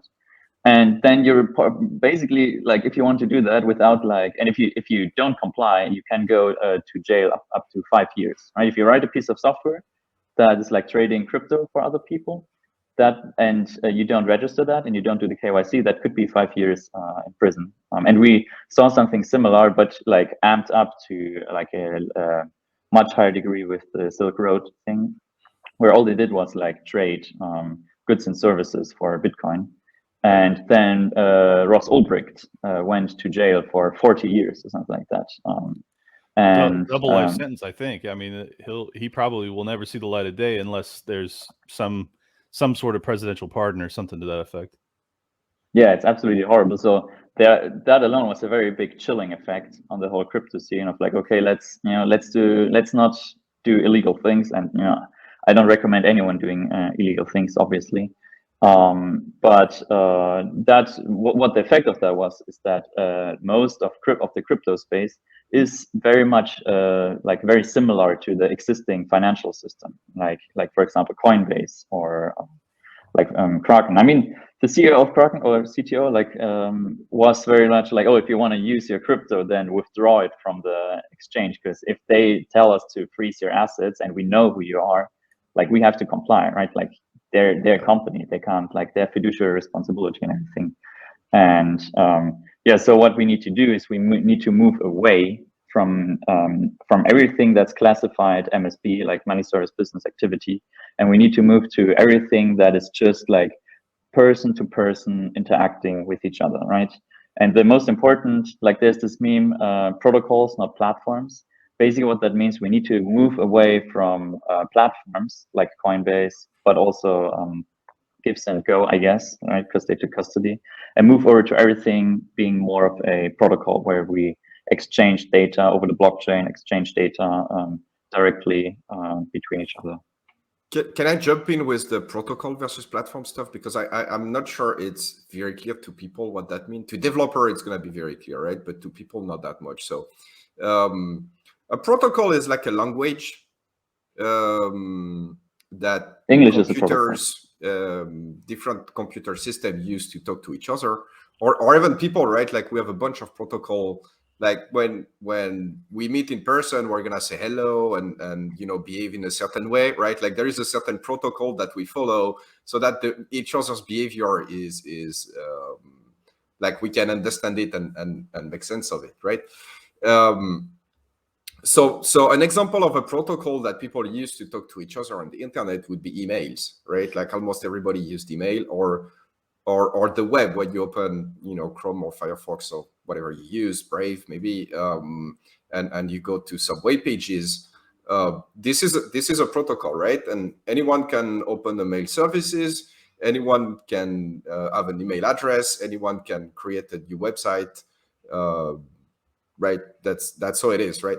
But on the other hand, you have platform. An example of a platform would be Facebook, for instance, or Twitter, where there is not some set of rules that you can apply and interact with everybody else on Twitter. You need to connect to some entity that is called Twitter as well, right? That manage everything for everybody. So there is some degree of convenience that come with that, right? Because the whole business is handled by a company, and they make a profit in doing so, right? But they also provide a lot of convenience. The flip side of that is that if someone goes to Twitter and say, hey, you need to shut down Donald Trump's account, well, they're gonna do it. So our tweets are like our money, and Twitter's the custodian, kind of. Yeah, exactly. And but you cannot do that with email, right? Like, you cannot prevent someone from using email, because email is just like a set of rules. And if you use a program on any computer that follow that set of rules, then you're going to be able to send email and talk with everybody else, right? The flip side of that is that there is spam. We cannot quite get rid of it, but like, the proof is in the pudding, right? Like, the fact that there is spam and we can get rid of it means that everybody can have an email account and send email to everybody else. It seems to me that a solution to some extent would be, micro charges, because like if you had to pay anything to send an email, spam would diminish greatly. Oh, that's brilliant that you point that. That's actually like, I don't know if you did that on purpose, but that's very, very interesting, because so proof of work that is one of the things that were Bitcoin, for instance. Originally, it was not proposed to create Bitcoin, right? Like, there are very few new invention into Bitcoin. It's just more like stuff that existed that have been patched together in some novel way that did not existed before. But the individual pieces, they already existed before, and notably proof of work existed before, and there was like several proposals. One of them was some work from Adam Back called Hashcash, and the purpose of Hashcash was exactly what you're saying, right? It's you can attach a small proof with your email that some amount of work has been performed before sending that email, right? And where it's pretty interesting is that, well, you can tune that so that it lasts like 100 milliseconds on the modern computer to do that work, and so most people would be completely unbothered by that system. But if you want to send 1 million emails, suddenly you need like significant resources, computing resources behind you to be able to do that, and that would make spamming people significantly more costly. Well, there you have it. I was creating a cryptocurrency before I even knew it.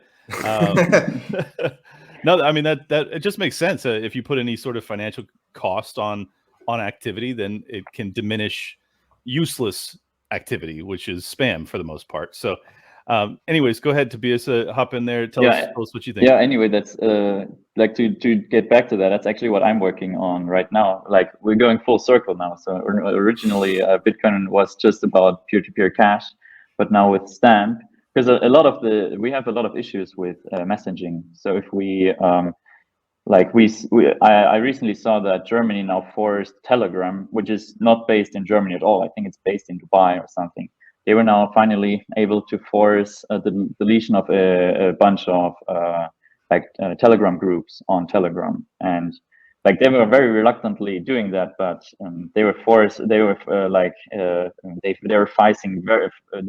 facing very serious fines, so they complied.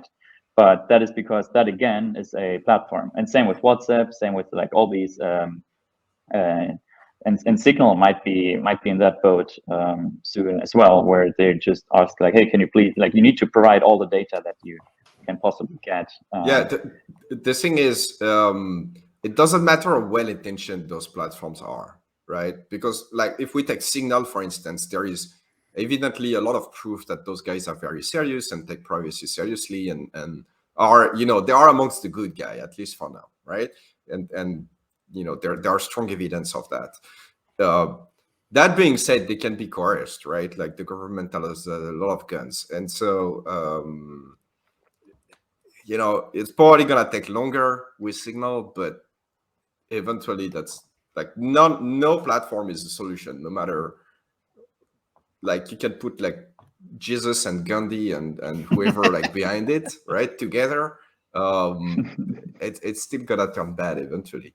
Yeah, if there's any pressure point that can be applied to a human being, they're going to use it. I mean, that's what we've learned over the past week is like our constitutions, whatever sort of laws we have in place that are supposed to protect us from some sort of totalitarian regime.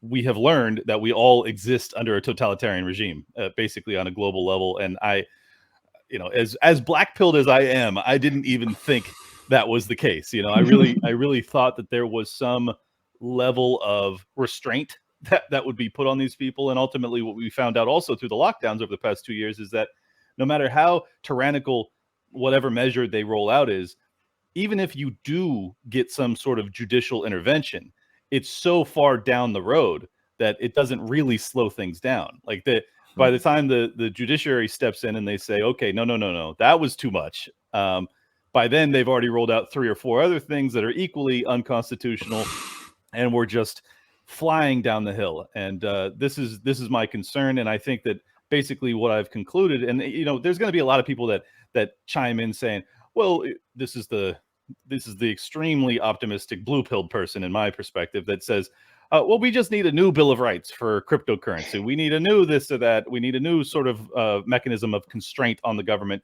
to allow us to transact custodially. And I just think that it's delusional. Like, that's my personal opinion. Like, you're going to have to create a protocol there is no capacity for a pressure point of a human being to be coerced to give up the information, be it KYC or freezing accounts or anything like that. So is there anything that you guys disagree with in that statement?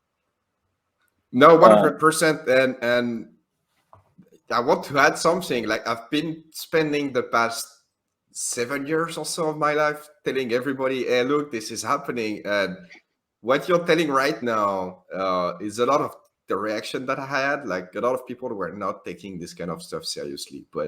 But this is obviously happening, and this is just the beginning, right? Because when you look at what government are doing, the next step are already, profiling themselves. And the next step are going to be one, cash, is going to go away little by little. This is what government is very good at, right? Like working slowly something over a few decades. They are very good at that. And so cash is going to be phased out, little by little over the years. And the second stuff is CBDC to replace it, right? So central banks digital currency, which are digital currency too, like in the sense that the technology is fairly similar to the one of Bitcoin or Ethereum or this kind of stuff, but it's not controlled by miners or stakers or whatever it is in other technology. It's controlled like 100% by the central bank. Yeah. Tobias, any disagreement with my long rant of assertions? No, I absolutely agree with that. And to give some more evidence to that is like doing a cryptocurrency transaction is explicitly, like if I send you some crypto, that is explicitly legal in the US, and there's like nothing, like it's completely unregulated, right? And so not only, but also it is very, very hard to stop. Right? It's like me handing you over a $100 bill. Like the government in theory could stop that transaction, but the amount of effort they would have to do in order to prevent that is very, very high. So not only is it legal, it is also like very hard to stop. That's the thing with protocol. You can make them illegal, but in practice, it doesn't change very much. Like we've seen that with BitTorrent, for instance, and similar peer-to-peer system. Like all the government worldwide has cracked down on that. It was more like 15 years ago or so where that was the hot issue. But this is effectively a lost battle, right? Like BitTorrent is still there and alive and churning along. So there is nothing that you can really do to stop a protocol. It would be like trying people to trying to prevent us from speaking English, for instance, right? Like it's just like people are gonna do it. They can do it with each other. The reality of enforcing something like that is almost impossible. Well, ironically, they are trying to basically change the language that we use as we go. They're also trying to suppress the language that we use. So this is and the mask that also harms English. And the mask too. Yeah, I mean, it's multi-pronged attack. I think this has been the most overwhelming part for me over the past 2 years, is just the kind of universal crackdown on all liberty. I mean, it's like every single aspect of any, and also my solution part of my brain. I'm like, okay, let's try this. Nope. Let's try this. Nope. And it's really, it's exhausting, man.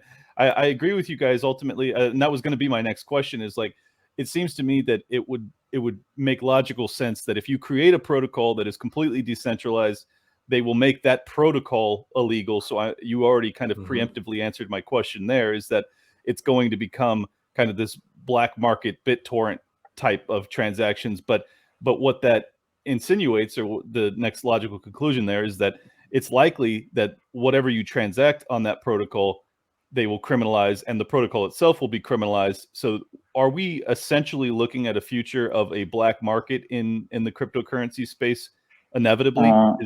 So one point that I would like to make, so there's a lot of stuff right now that's happening on Bitcoin that is illegal, like money service stuff, like a lot of like the DEXs, a lot of them are like explicitly, like FinCEN already said, no, those need to be MSB regulated. But like buying groceries at like a homesteaders market or something, doing that with crypto is explicitly legal, right? So for now, we still have like this large window of time, because basically doing a cryptocurrency transaction is like free speech. It's very hard to like get rid of that right, and it's also very, very hard to crack down on that. So I think at least in the US, it will take quite a while until that is like actually illegal. What they did instead, and I think that's very smart, is they made the laws in such a way that like it's very convenient to obey the rules of the government, like the MSB stuff. Like all the people I know are like transacting like the normal thing to buy crypto is always through like Coinbase or whatever, right? And so I think it'll take a while to for that stuff to be illegal. I mean, I don't want to be too white-pilled or whatever, but that's just my expectation, because right now they already have quite a firm control of the crypto space with those platforms. But I don't want to this is asinine, like this is a poison for the government. So they will eventually make it illegal if we build out those protocols. Yeah, and Coinbase, which is featured prominently on the World Economic Forum's website, so that makes me extremely nervous about using Coinbase. I mean, but they should, right? Like there is something that is quite brilliant, because right now everybody is saying Bitcoin fixes this, and that's an exceedingly dangerous message, because Bitcoin doesn't really fixes this. For like, first, to begin with, most people don't use Bitcoin, right? Like most people use Binance or Coinbase, and those are platforms, and as long as you're using a platform, it fixes nothing, right? So when people are coming along and say Bitcoin fixes this, like I'd be on the other side of that whole stuff, right? There'd be some powerful people working in some government or whatever. I would be exceedingly happy saying that, seeing people say that, right? Because this is perfect. And but besides that, then the question is that, can you use Bitcoin without those intermediaries? And right now, this is not very realistic because of scaling issues, right? And Ethereum would be the same. Those technology that don't scale well enough, like even if the whole Freedom Convoy thing in Canada started to use either Bitcoin or Ethereum, the extra load on those network would send the fees up to like several hundreds of dollars per transaction almost immediately, right? And, like Ethereum. Yeah, but I don't know. Aren't they like $30 or something like that these days? But yeah, well, still, it's very high. Yeah, but imagine the whole Freedom Convoy start using it. It would be more than $100 like right away. Like this extra load has nowhere to go, right? So the only way for people to go away is that the fee go up and up and up and up until some people give up using it, right? And so this is completely unrealistic. Like people are not gonna buy their food and gas and stuff like that paying $100 fees. Well, I can already hear the Bitcoin maxis screaming in the back of my brain. Well, Lightning Network. So go ahead. I mean, you can run the number, but Look, do you know who Joseph Poon is? Joseph Poon is one. Well, I'm going to say anyway because the viewer may not know. Joseph Poon is one of the inventor of the Lightning Network, right? It's been invented by Joseph Poon and Taj Sharia. I'm not sure I'm pronouncing their name right, but at least this is the right people. So Joseph Poon, in one of the very first presentation he did about the Lightning Network, announcing the same, like run through some numbers, like back of the envelope calculation, because the exact number depend on many parameters that you do not control. But, like give or take, you would need roughly 2 gigabyte blocks on Bitcoin to support like worldwide economy on it. And with the Lightning Network, you estimate that you would need instead 300 meg blocks to do that, which I think is a bit optimistic, but that, still in the right ballpark. But but the blocks are 1 meg, right? So 300 megs is well, there is a 300x problem here. So it's not even remotely close enough to what you'd need. With the kind of capacity those systems have, you could serve a city maybe, right? But that's Wow. it. That's incredible. Tobias, you have any disagreement there? No, like me and Amaury, we fought this war pretty much side by side. We even made a song about that, but we should probably memory hold that one. And but I've got a few songs in my past I'd like to memory hold, so don't feel bad. Yeah, I should delete more tweets. Anyway, so like currently Bitcoin can handle around 7 transactions per second. Like it depends on the size, obviously, but that's around the limit you can get to. And one quickly realizes that that can't support like more than like a small community, right? So Did what you we say need 7 transactions per second 1, 2, 3, on the 4, 5, entire 6, network. 7. That's it per 7. second. Yeah, that's like crazy. 7 per second. So right. like realize that Crazy. that's maybe like a few hundred K per day, right? That is not a lot. So Yeah. if you assume that like people on average are gonna do like maybe 2, 3, 4 transactions per day, so you're very talking 21 quickly billion, you're 21 gonna run billion into a wall per right? day on a global basis. So yeah, that's not going to happen. Yeah, that's not going to happen, right? So what's happening right now is that all those new people that are joining crypto, they have to use intermediary. Right. It's not like they do because convenience, because they are newbies and they don't know all your key, all your coins and whatnot. Like literally, it would not be possible if everybody was using the protocol itself. People have to go through intermediaries because now a bunch of people are trading on Coinbase or Binance or whatever, and then there is one big settlement transaction between Coinbase and Binance at the end of the day, and now all those transactions, they are just one transaction. Right. Well, that makes sense completely. Why is it that the Bitcoin maxis? This is exactly why banks exist in the first place, by the way. Of course, yeah. Because like go back in time before we had like electronic means of communication and whatnot. You are some kind of merchant in Italy. You are trading with people in Egypt, for instance. You're gonna go back and forth, and you're gonna trade. You're not gonna bring your gold back and forth, right? It's just not what you're gonna do because, like, first you may be robbed. But second, like it's heavy and it's like cargo that you cannot transport instead of your gold. Like there are so many problems with it. So the bank is gonna, like write you a letter effectively. Well, this guy has so much gold in his vault, and this paper is good to redeem the gold, like whatever. And the guy at the other end in Egypt is gonna do the same, right? And at some point, everybody settled the paper, and the two banks, they talk to each other, and they are like, okay, we need to send that much gold to from here to there. And now there is like just one shipment, even though there have been many trade between many people that happened during that whole duration. This is how banks came to be in the first place. Yeah, well, it makes sense. I mean, it's obviously a market need, and it's going to be filled by someone, and if it's filled by someone successfully enough, they're going to get big enough that the government gets involved, and then you have central banks. So I think that's kind of the breakdown of the last 1,000 years of history, very, very, very rapidly. But I need to get you guys to devil's advocate here because I didn't have a Bitcoin maxi on to counter any of this stuff. Tell me what they would say in response to this critique. For the most part, Bitcoin maxi don't think that transactions, like medium of exchange for cryptocurrency is very important. They don't value that very much. To the contrary, they value the property that the supply is extremely fixed and all of that. Right. And I have no problem with that, but that doesn't solve the problem of the truckers, right? Because it's like, oh, I don't have a bank account, I cannot buy food anymore. Well, you can hold Bitcoin and you're gonna make money doing so. Well, that's good, but I don't have food. I need gas and food, right? So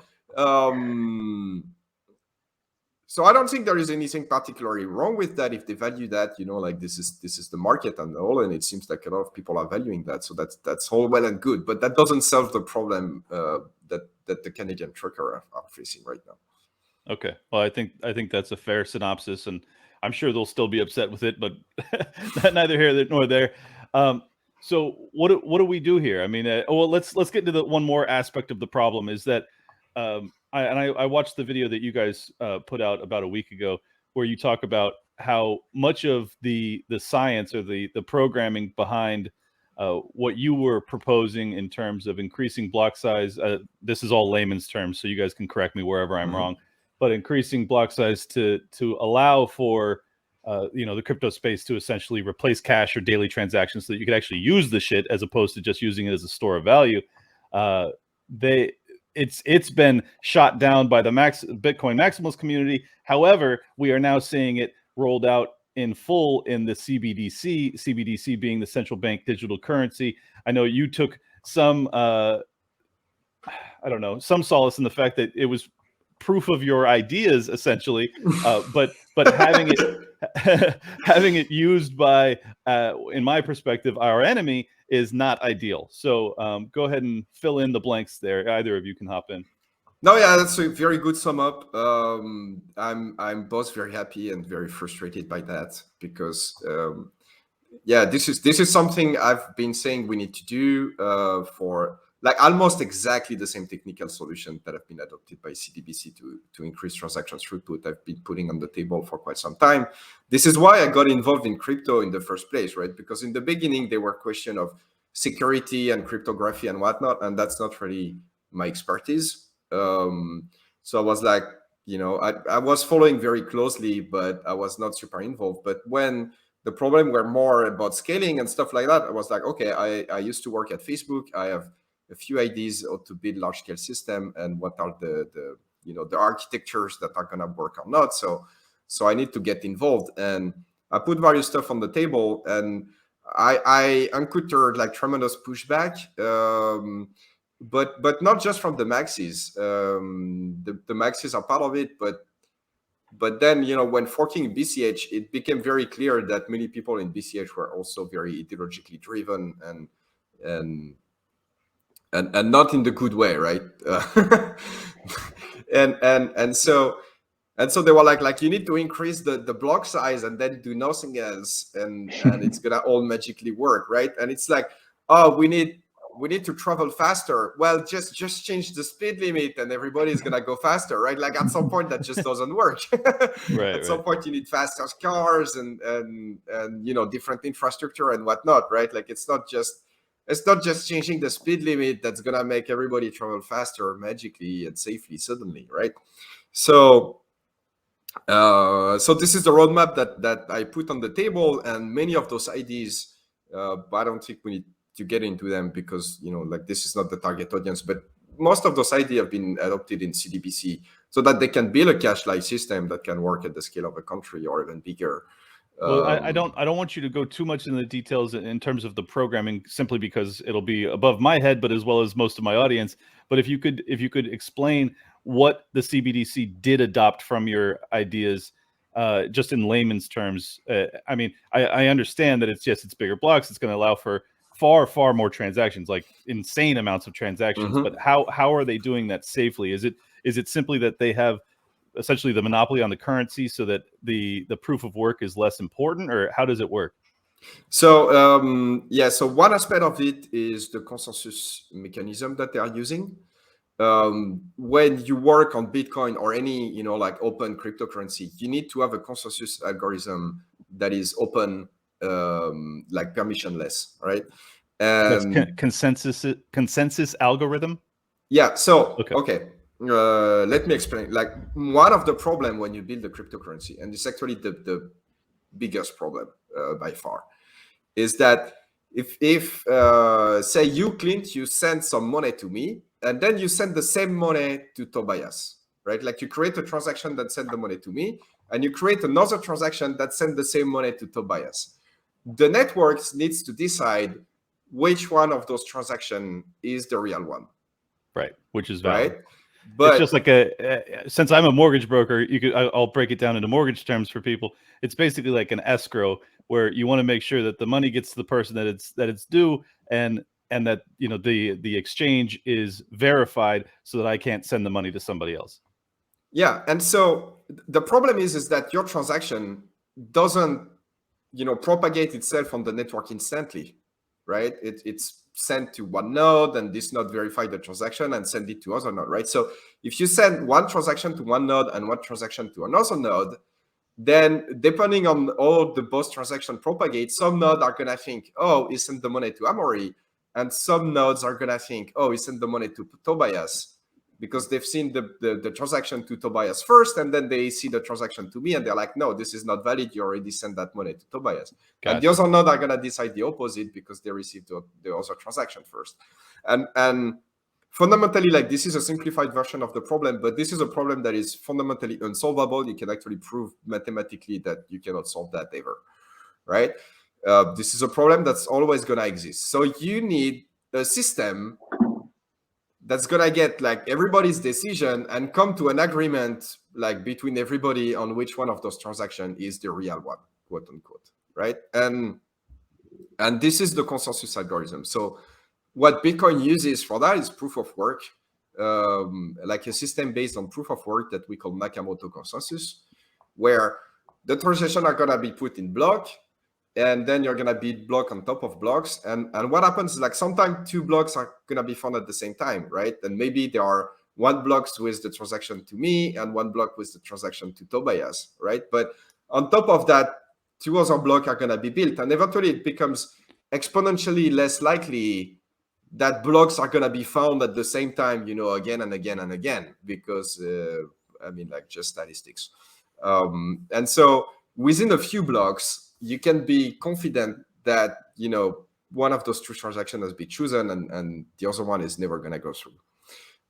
So that's the way Bitcoin does it.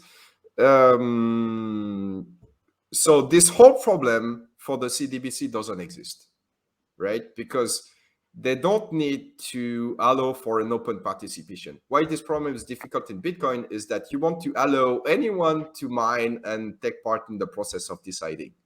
And that's very important, right? Because you don't want to have a single entity that you can put pressure on to decide which transaction goes through or not. And the way you solve that is that you allow anyone to do it. You make it a protocol instead of a platform. CBDC doesn't have that problem, so they use a consensus algorithm that is called Raft. But that's very old technology that exists from way before Bitcoins or any of that. That's like well understood. That's a consensus algorithm that is very fast. The problem is that it's not permissionless. Like, you need to know the whole set of participants to participate. Only the Federal Reserve can do it, basically. So the Federal Reserve is gonna set like a couple of data center for redundancy, and they're gonna run this consensus algorithm between the data center, and that's it, right? So this part of the problem is easier to solve for them by design, but that doesn't explain how you can verify and process like a gajillion transaction.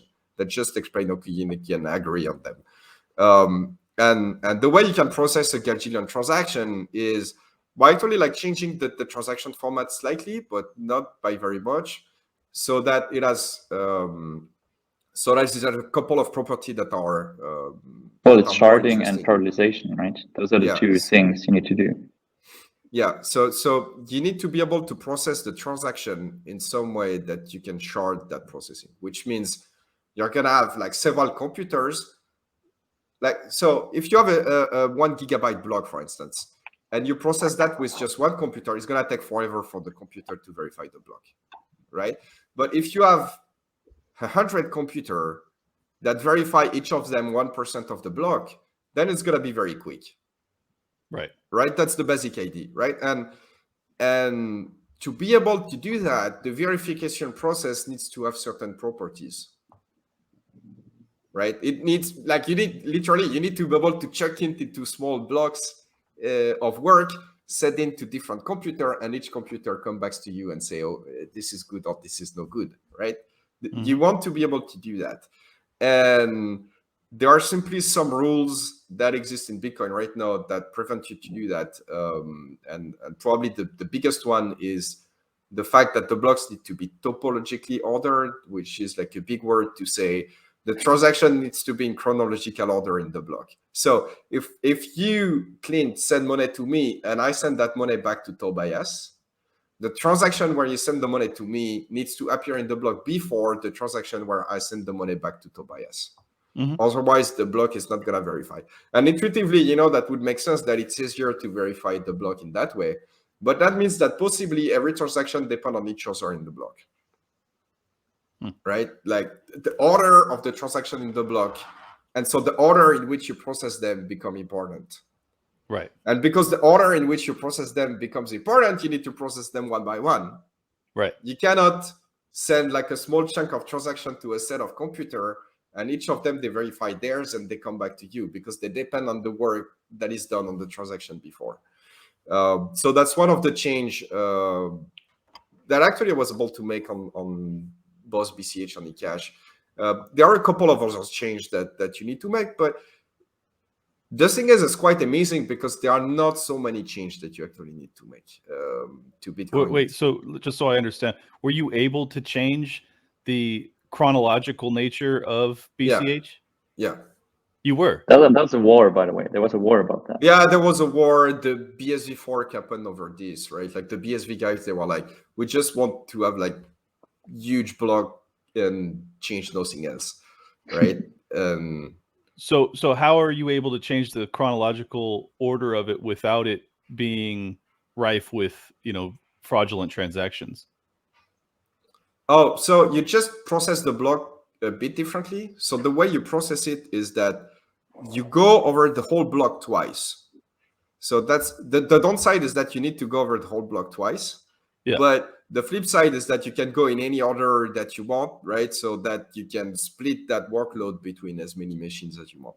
So got you. Okay. Well, first you go over all the outputs of all the transaction, and you collect them into a set of outputs that have been created by the block.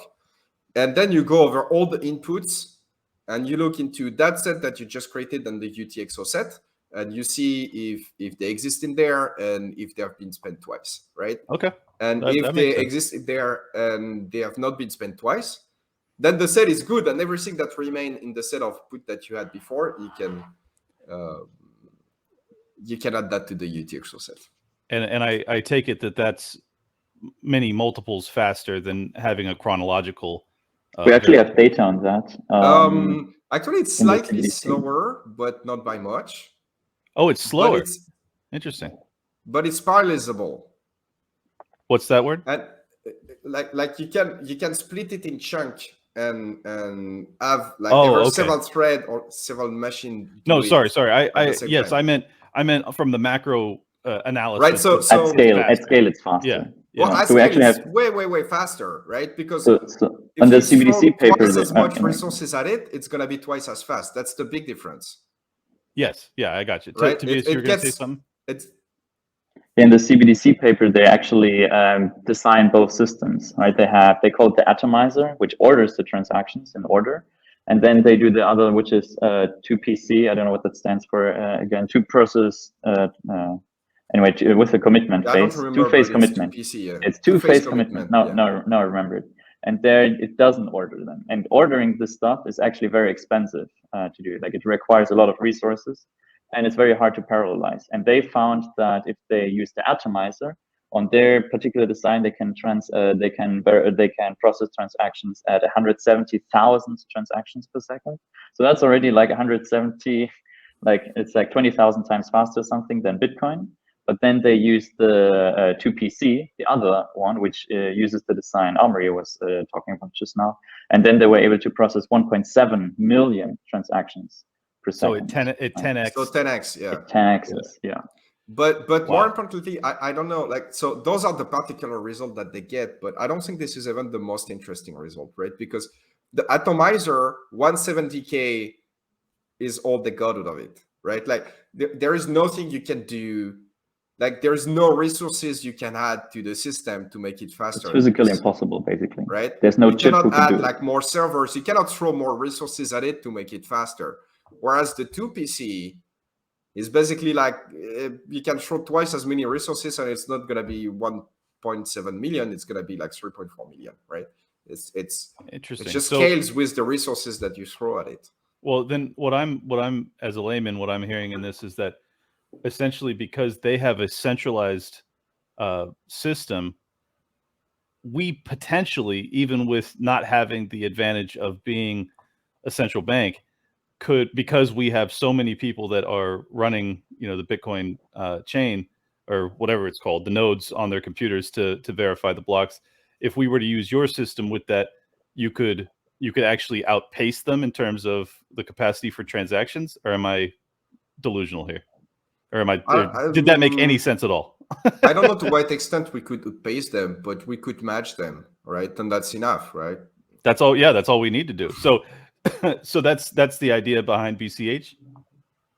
Well, that was the idea that I had when I started, when I created it, right? But a lot of people joined over the years that have different ideas. So at some point I left and created eCash instead.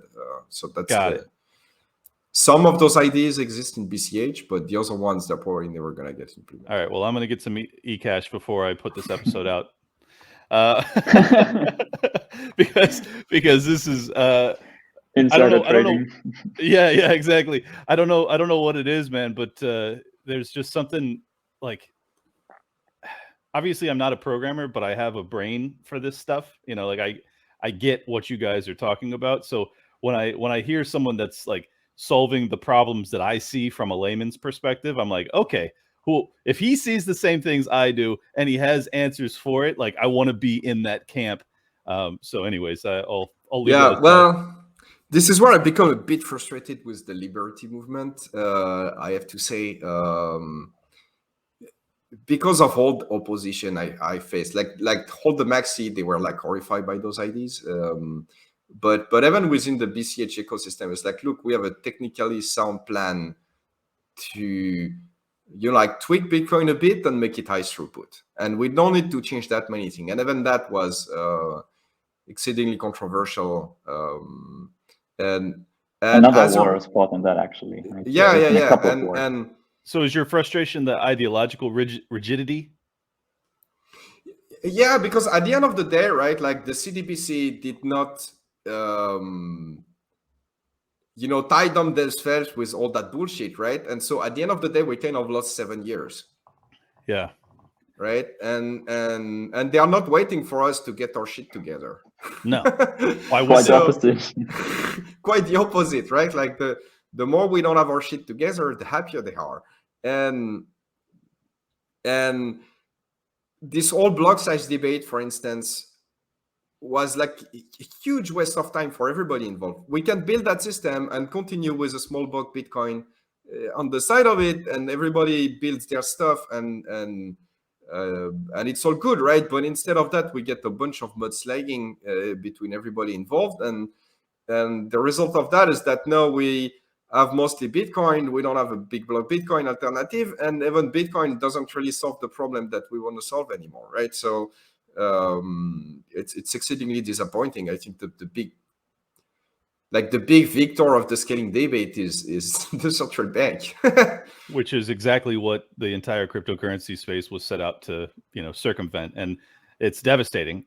So what? And not only that, it's even worse. Sorry to interrupt. They not only did the maximalists like delay the development of this technology on Bitcoin, they then went ahead and developed it for the Boston Fed instead, right? They went not doing it on Bitcoin, and then they just did it on BTC, on the CBDC instead, right? Yes, Which is and what you're saying, more frustrating. I know this because I watched your video, but someone that was a Bitcoin maxi was the one that went in and actually worked for the central banks to create this. Is that correct? Yes and no, I'd say. Like, I don't think it's super fair to point Corey Field as a Bitcoin maxi. He never was. Like, he always has been like very retracted from that whole debate, focusing on technical matters. So I don't think it's quite fair to qualify him as Well, being there's a also Bitcoin James maxi. Lovejoy, and like, you know, there's Honestly, like I'm not even interested in dragging these guys individually, but I would say that whoever it was, because I don't even care about who it was, I don't understand how you are involved in this process, because like if you're a true believer, how can you then turn and deliver this idea set, this technology? Because look, I kind of understand. I don't know if it's just the motivation of those guys or not, but say you are a good engineer, you are technically competent, you understand how to scale this stuff, you are interested by working on those technical problems, right? Because they are interesting technical problems to solve. Well, on one hand, you have the crypto community, and you know you're gonna deal with a ton of bullshit effectively, you know, if you want to work on those stuff. And I'm probably the best person in the world to tell you about that, because this is what I did. Or you can go work with the CBDC and focus on those problems without all the bullshit that come with it. And well, I can respect you know what, the desire to have a you know, a benefactor that'll fund you and not have any of the mudslinging. But if the desire is just to be able to problem solve, you didn't solve the problem. Now the CBDC is well, out you there. solved the problem just for a different guy, right? Well, right, but not for us. us, you didn't solve the problem because we don't really like the end result being so much power given to the central bank, right? But Brother, if you're not ideologically in that direction, I think you're making a mistake. But at the same time, if you are in it for the technology, like most people say they are, but almost everybody is not. But if you're actually in it for the technology, then that's a choice that makes a lot of sense, because you can work on the technology and push it forward and discover a new way of doing things, or validate that, you know, ideas of how to scale things actually work. That's true. Is there any value in this having happened? I mean, it seems to me that obviously it kind of proves your ideas to an extent, and is there any advantage in kind of taking their work and then using it for the liberty space? So I think there is a couple of advantages. One is that effectively, like, some of the work that they do, we can take from, and notably, like, one of the change that is not difficult technically, but that is difficult to deploy, is a few changes to the transaction format that needs to happen, so that they can be processed in a way that is more efficient. And those changes, they are very difficult to make because they affect wallets, right? And so all the wallets that support the chain, they are going to have to modify that code to, you know, change the transaction so that they work in such a way that you know, with the new transaction format. And so that's a very difficult change to make. But if they can deploy that system and people start, you know, making library for their transaction format and whatnot, we can probably piggyback on that. For the adoption part of it, it's probably a good point. But I think that the bigger point is a wake-up call for the freedom-loving community. Well, I woke up. Like, I woke up big time this week. And this is why, like, I was not doing that many podcasts over the past year or so, but recently I've started doing them again, because I think this is very important. And I think there is a message here. Like, here is what we've been trying to build over the past 7 years. we've been facing tremendous pushback, and this is why the project is not more advanced than it is, because most of the time has been spent dealing with bullshit rather than dealing with the technical problems. That's the reality of the situation. And those solutions not only are very important because they solve a problem that, you know, is being faced right now in Canada, but let us fool ourselves, in a few years, it's going to be faced in many other countries. But also, the technical solutions are sound because those guys, they are using them. Right. Right? They are there and they work. And well, we could have been first, but no, we can't anymore, but we can still be second, and that would be very good. Yeah. Well, not just very good, but vital. Like I view this, I'll be even more catastrophizing than you're being. I think that this is the fight. I mean, like, this is everything, because if you're not able to finance dissident populist movements that are opposing tyrannical regimes, you're toast. And this, you know, and on top of that, this is how you want to live. Like, I want to live this way. I want to be able to use money in a decentralized fashion that can't be suppressed. That it's just like, this is everything. This is the whole idea behind Bitcoin, as far as I have understood it ever since I learned about it 12 years ago. People don't realize how bad it can get, right? Because let's say we move that whole process a couple of steps forward. No, CBDC is deployed and widely used. Well, first, the banks are fucked. They probably don't realize it yet, but I would be a bank right now, I would be paying close attention to this. But I think banks are just not, like, they don't have the right culture internally to make that connection. But banks are in a very bad shape. But people as well, because now there is an actor that can exclude you from money. Yes. Right? And this is something that was never possible before. It's like, well, we don't like you, so now you cannot use money anymore. And think about the ramification of that. Like, you cannot pay rent, you cannot buy food. Like, it's horrible. You're gonna be relegated to be like a homeless person somewhere. And there is no other way around that. Like, if you cannot use money, you're. This is what formerly Vin Armani, now Ciprianus, has been kind of going off about for a couple of years now, is that, like, the digital gulag concept, it's like it will be a bloodless totalitarian regime where they can starve you out. You know, they don't have to suppress you in such. They don't need to starve you. You're just gonna starve.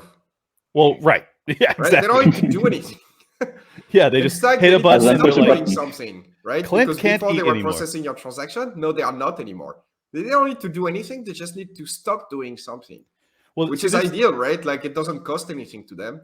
Of course. I mean, it's so user friendly. They just hit a button. Clint Russell doesn't eat forever. So yeah, I'm extremely nervous about this. There is one big question I had that I wanted to ask you guys about. Tobias, you can hop in here too. Why is it that the central banks, or excuse me, not the central banks, but the banks themselves, given that they have such an enormous amount of income, it's so profitable being who they are, where they are, they have so much leverage and capacity to lobby the governments as it stands today. It's mystifying to me that they are allowing this to transpire. Like, it seems as if it's going to eat their lunch, like it's going to break them. And if you want to explain a little bit as to why that's an issue, and then also, why are they allowing it? It's kind of confusing to me. It's bizarre to me too, and I think that's why we should be talking about this more, so people can leverage that. Like, maybe we can leverage the existing banks to, like, at least slow this down a little bit, right? That maybe you can, right? Maybe you know someone in a bank, and maybe they can, like, go ahead there a little. On the other hand, though, I think what will happen is that big tech, right, like the Silicon Valley, they will be very happy about this, because all they need to do is write a bunch of software, and then they basically have this on the same footing as a bank. Like, this what the CBDC not did. On the same footing, they would surpass them, wouldn't they? Yeah, Silicon Valley is gonna destroy the banks with that evolution. Yeah. That's what is in this what is the Project Hamilton CBDC. It's more like a it's not a product, it's more like a back end, right? It's like a core that you can build apps on top of, right? Like you need to store, like it's actually quite interesting. Like the back end of the CBDC, it doesn't store any balances. It doesn't store who owns the coins. And it doesn't store the serial numbers that you need. Like, if you have a dollar bill, you have a serial number there. That's like the analogy of the coins that they store in the backend. None of that is stored there. It's all hashed, right? So if you want to access your coins, you actually need to save all of the details of your money, because the central bank will not do it for you. So I think this is where the banks they will step do in. it. Yeah, of course they will The store it, reason but they they will not structure give it it for that you. way is that you don't need to validate, like you don't need that information to validate the transaction, which allow them to scale better. But they're going to have that information somewhere in an archive server. They just don't want to put that server under load, right? Because it doesn't make sense. And they want to hide it as much as possible, right? So once Ron Paul emerges again and he's like, okay, we need to audit the Fed. Let's audit the Fed. Okay, what's in the CBDC? All he'll get, like, if they probably hide the archive that Amaury mentioned, but if that's all he gets, then that's just like random letters which doesn't store any balances. You can't just go through them and like add them all together. Like there could be $1 in the entire system. There could be $100 trillion in the entire system. So it's completely opaque, right? You don't know what's in there if they aren't so like kind to, okay, let's reveal the data for you. But nothing in the paper suggests that any of that is done. And actually, there might be laws to prevent that, at least officially, where they're like saying, oh, you're not allowed to store that because it's like private data and whatever, and if it's get hacked and whatever, right?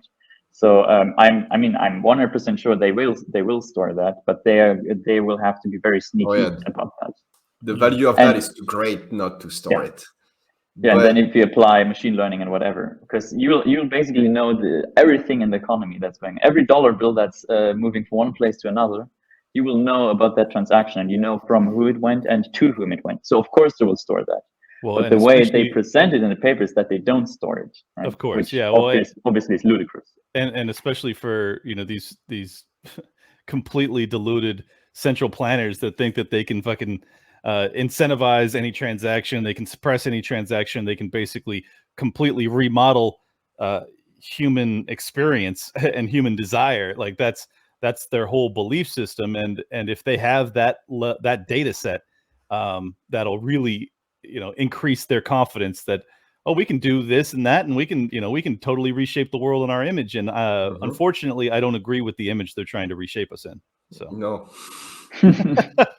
All right. Well, I think we've dug into the problems adequately that anyone will be shitting their pants at this point. One last thing. Okay, let's make them shit a little bit more. Go ahead. If there's still some left in the arm tract, then there's basically three things. There's three operations that anyone can do on the central bank digital currency as presented by them. It's mint, it's transfer, and redeem.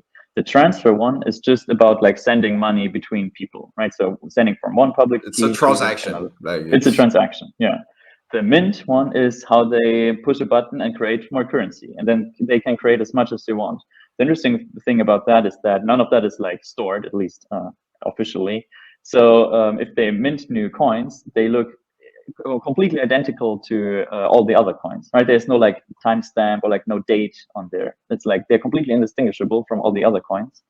And the last one, that is the scary one, is the redeem one. So they didn't add that into the open source code yet. The other ones are, but the redeem one is basically the nuke button for any coins that are in existence. They're calling it like like the mint is like you increase money supply, the redeem is decreasing money supply. Obviously, that makes a lot of sense. You need to do that. But what that will mean is that they could memory hole any coins they want, right? They could just, like, the analogy would be like, here I have this money bill. They push a button and it just disappears without any trace. And actually, what will happen if you have to store? Remember, you have to store the money on your phone. If that money got memory hold and then you go to a store, what will it look like is that this looks like counterfeit. It looks like you are the one trying to scam the merchant, because they're like, you just made up these numbers. This money doesn't even exist. This money never existed. Yeah, and there's no proof, right? You That's what cannot happened to prove George that this Floyd. money ever existed, right? Sorry, that was a bad joke. Yeah, I mean that's a horrifying. Yeah, Jesus Christ. All right, well, I wasn't scared enough. Let's let's keep going. My God. Well, so the yeah, third one is that they can make it programmable, right? I mentioned that in the other way. Right now, this isn't programmable, so it's just transfer between people, right? So no, like send this over to there. But what they could do is be like, okay, we put a time block on that one, and that could be hashed too, right? It doesn't have to be stored in plain text. And then if you want to spend it, but the timeout went by, then you can't spend it anymore. So they could just basically have like you as a slave, you just get your allowance, like every month you get like $1,000 or whatever. If you don't spend it, it's gone. There's no way for you to accumulate savings, right? Like there's no way for you to like pull yourself up the bootstrap, what freedom people like to do. All of that is gone, right? You need to do that in something else. And maybe we can segue into the solutions there. For that, we need electronic cash. Yeah, no kidding, we do. Okay, well, yes, I understand not only the present problems, but the almost certain future problems that'll come from CBDCs. So go ahead and start us off, Amaury. Give us some. Please give me some white pills, brother. I'm pretty depressed right now. Yeah. Well, the white pill, I guess, is that we've been working on a similar system on our side, except it's not controlled by one party. It's decentralized. But the scale, the technology used to scale it, like it's a fork of Bitcoin. It's very similar to Bitcoin's, modulo some details, mostly for scaling. And the reason I work on that, even though I faced a lot of bullshit over the years from both the big blocker and small blocker and pretty much everybody else involved, is because of that, right? And so I invite people to look into that project, but more than look into that project, use it. That project being eCash, right? Yeah, eCash. Use it because here is the deal. You can have the best solution, but if people, wait until their bank account is locked to decide to use it, well, they have no money anymore, right? Right. So, and I would imagine having more people use it would also help in its development. Yeah, definitively, right? But you need to use it. Like just, like if you say, well, this is an interesting project, I'm gonna buy some. Good, I would definitively be happy if you do that, but that's not enough for a solution. You need to use it. Yep. Because otherwise, otherwise you end up with a similar problem that the Bitcoiners have, right? Where yep. They have this digital coin and it's working great for them, but if the economy is locked down, you cannot use it as an alternative because it doesn't scale well enough, right? Like that's the same deal. Let's go ahead and tell people how they can use it, because I'm sure a lot of people. What's that? I accept it for payment. For like better than buy it is earn it. Right, like earn it is if really you have merge or whatever, like accept a cryptocurrency, like it's specifically those really that what scale. makes the biggest difference. Okay, right, that makes sense. That's another way for you to acquire some that is good, but more importantly, that's a way to grow the existing economy, right? And growing that existing economy is what is actually the solution, right? It's not like the technology alone cannot fix this. Yep. No, that makes perfect sense. Tobias, give me a white pill. Yeah, I'm full of white pills right now, actually. So there's like, first of all, accept it. And we've been working on solutions for that. I think you can use coin payments or something for current solutions. But also you can just like put a QR code anywhere and then people can send you money as like a donation, right? What I also encourage people to do is like Cash Tap has been making really good progress with their app, right? It's not super duper private right now, but like they're working on that. And one feature that I really like is the private messaging feature, right? So if you want to like have something that's like end-to-end encrypted and completely decentralized, cache type it's basically cache type is just a bunch of JavaScript files that are hosted somewhere, but you could host it yourself anyway. You could even run it, I guess, in your browser on your computer, right? Like you don't need to, like it's basically impossible to shut down because just a different domain pops up and you can just use that instead. And you can right now use that to send transactions between each other. And Amaury, if like you're like, oh, that's not ready yet, then just interrupt me. But it seems to be very usable. People are very happy with that. Yeah, the private message stuff is working pretty well. Yes, I'm not sure. Like the technical way it's done, I'm not sure that it's the way you want to do it long term.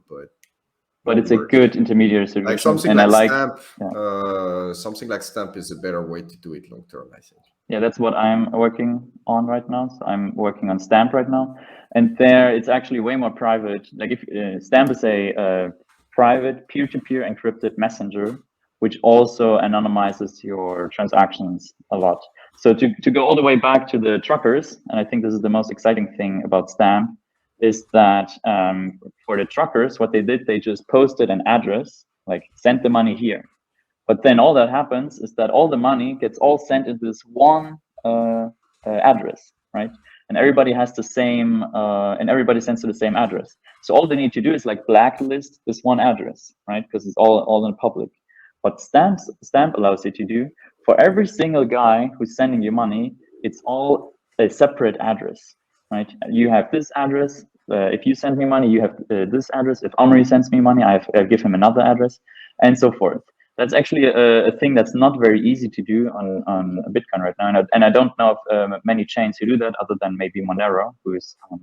We can go into that. Monero doesn't do that. It uses different techniques, but yeah, it uses a different technique, but Monero has a huge problem with scaling, and I think that's way out of yeah, that's a bit off topic, but the problem is that some of those technology, they just don't scale, right? And that's the case for Ethereum, that's the case for Monero, and a bunch of other stake that just don't, like anything that is EVM based, for instance, is not going to scale very well for technical reasons. And stuff like Monero are not going to scale very well, no matter, they can scale it to some extent by putting a lot of effort into it, but fundamentally, this is not a system that lends itself to scaling. You're working against the system. Bitcoin, with a few minor change, can actually be very, very scalable, but BTC doesn't scale for a different reason, right? It's more of a cultural thing there. Like the community is just not open to those ideas. So that doesn't leave a lot of options on the road, unfortunately. Yeah, and I think this is where all the projects we've been working on. I mean, the problem there is that we kind of like a little, like at least on the Stamp end, we're a little bit low on resources, and the things we need to do to get it like such that like people can actually use it, they aren't that many, right? I mean, maybe it doesn't look nice, like maybe it isn't as polished and shiny as Twitter, and like let's be real, Telegram is a really, really good and convenient messenger.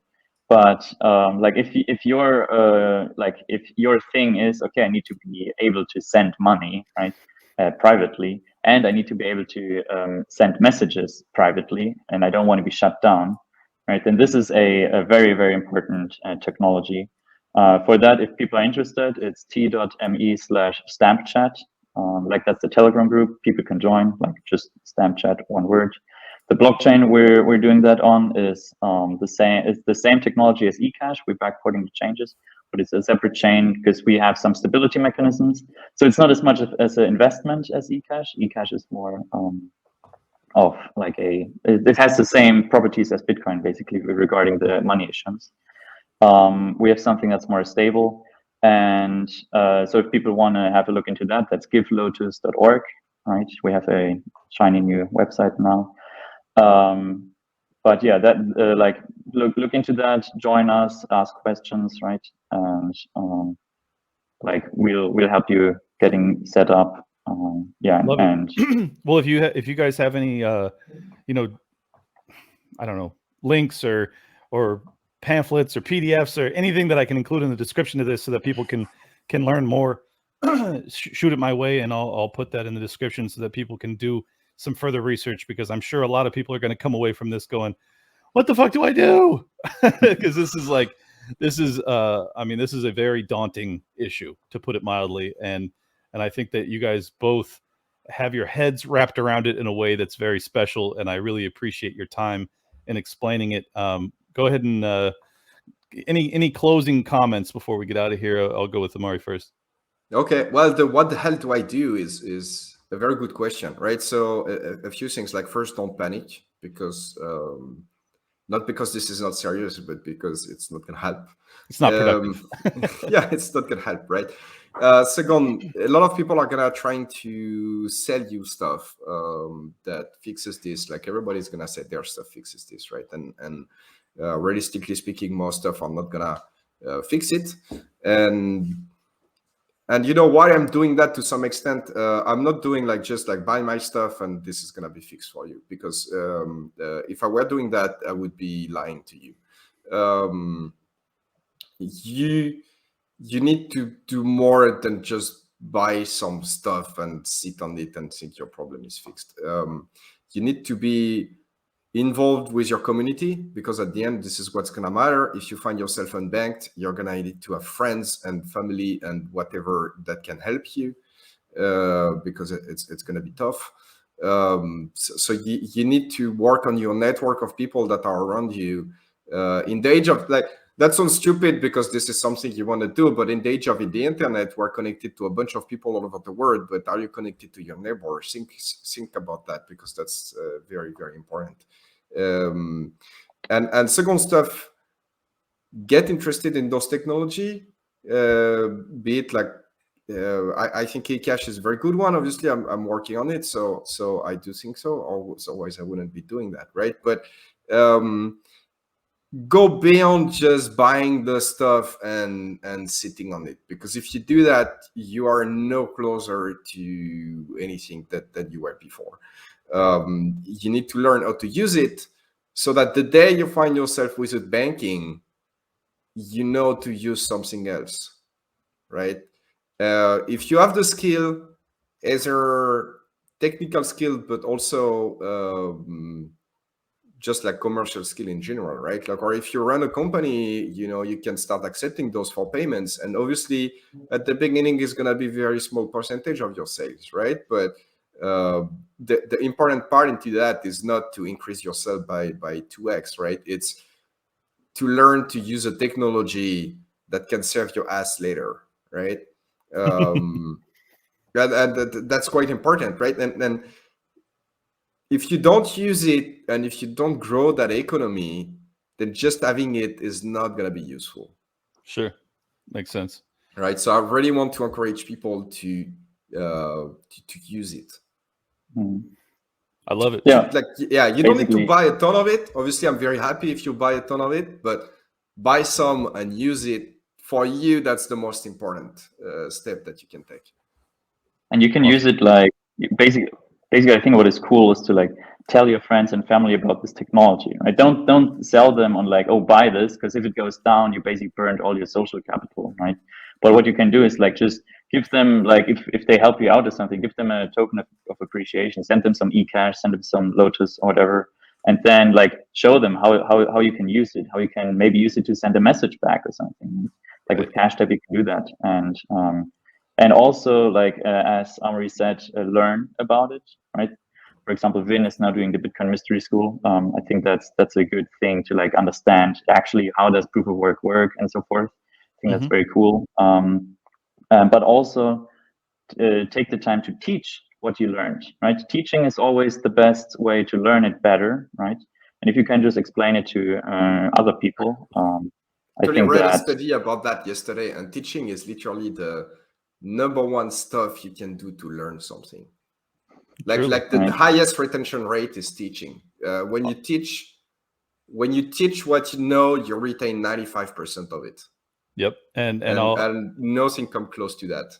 Let me back that up by saying, you know, I did an episode on ESG, which is environmental, social, and governance, which is the mechanism by which Klaus Schwab and the WEF is basically taking over the world, and now I'll be on Michael Savage next week to explain it to people. So and Michael Savage is an enormous audience, so it's like it's valuable not just for your audience, which is tremendously valuable, but it's valuable for yourself too. So if you can find a way to really grasp a topic in a way that's poignant and understandable, it's very important for this movement, this community, and this world at this point, as it's very important that we get on top of things. Let me just say real quick that I really appreciate people like you guys. I think that the wars you have been in with the fork battles and the block size battles and everything else, and the fact that you continue to problem solve, you continue to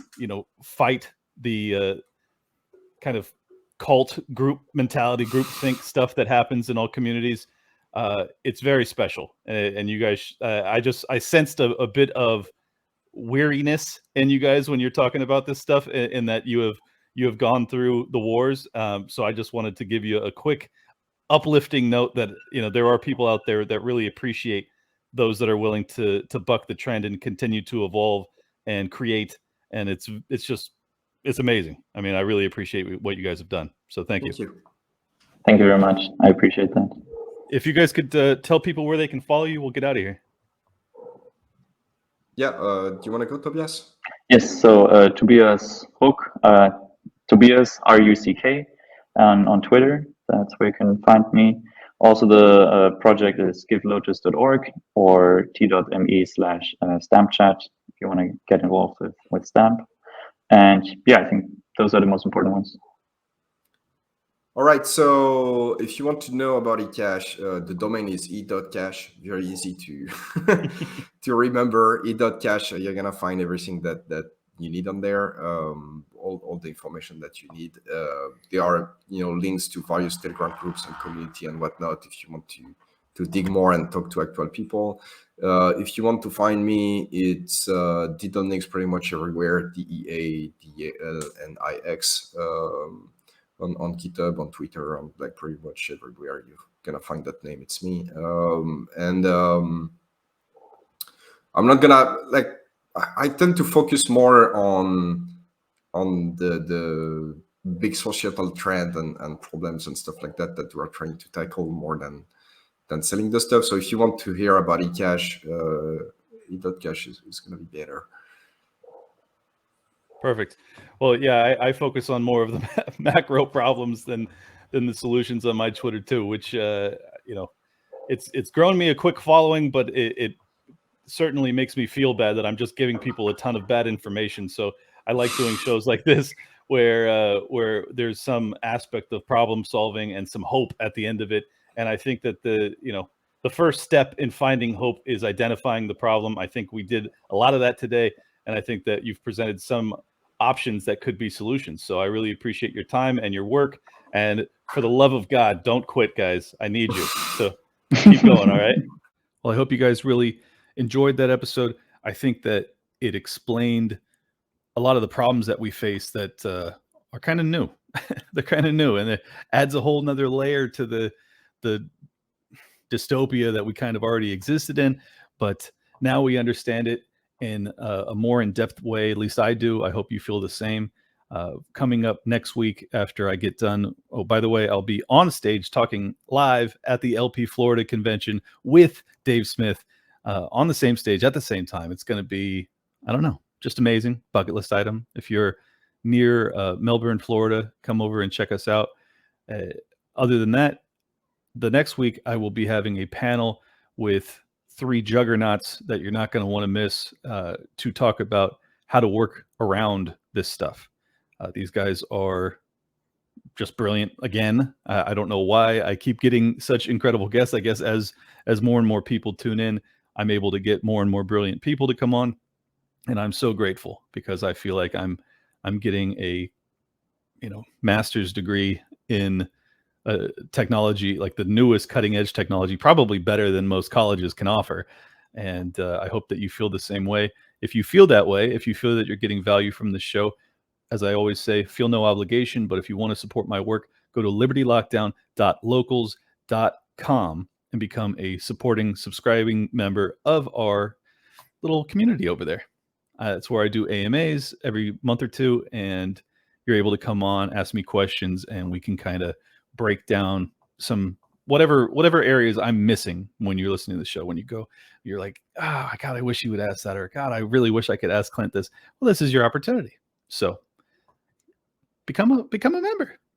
It's free to sign up, or you can become a subscribing member if you want to come on the AMAs. Either way, I would love to see you over there. libertylockdown.locals.com. I will see you when I get back from the LP convention of Florida. Stay safe. One final note, I just wanted to say, really appreciate the support. I've had some of my episodes that have gone, it appears they've gone kind of viral in, I don't know how, but the audio downloads are outrageously high. And I'm guessing that means that some of them are being shared on really big platforms that I'm not even aware of, because I don't see it happening all that often on Twitter. It does happen sometimes, but it really seems to be happening elsewhere, and I don't know where. So I just wanted to encourage you guys to continue to share the show. If you think that there's value in this, if you think that it will assist other people in waking up to what we're actually experiencing, that's the best way to get this message to people. And it also helps as I have higher and higher download numbers. It means I can get bigger and bigger guests on, and that's just valuable. It's valuable because I think that there's a reason some of these people are big time, and whenever I get to speak to them, I learn a lot. You learn a lot, and I feel like the community becomes bigger, stronger, and basically makes me more hopeful. So like, comment, and share the show.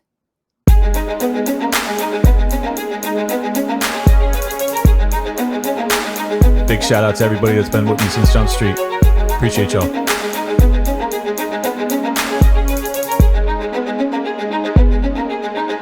Welcome to Liberty Lockdown. Please scan your barcode. Your liberty ain't gone, but yeah, it's on hold. Where did it come from and where did it go? It requires a fight, not tweeting from your phone. Don't need a king, get him off the fucking throne. If you're riding with the thought, you've always got a home. The virus you're scared of will come and it'll go. The government knows, just don't get treated like a hoe. Like Nico and Shane, you're probably wondering what's happening. Scared Hollywood lefties lyrical fappening. A typo with Luke might bring them nooses. We all bite the bullet, I'm the king of the gooses. Freckles and Brit didn't know I could spit. Knew I was a patriot, but now I'm the shit.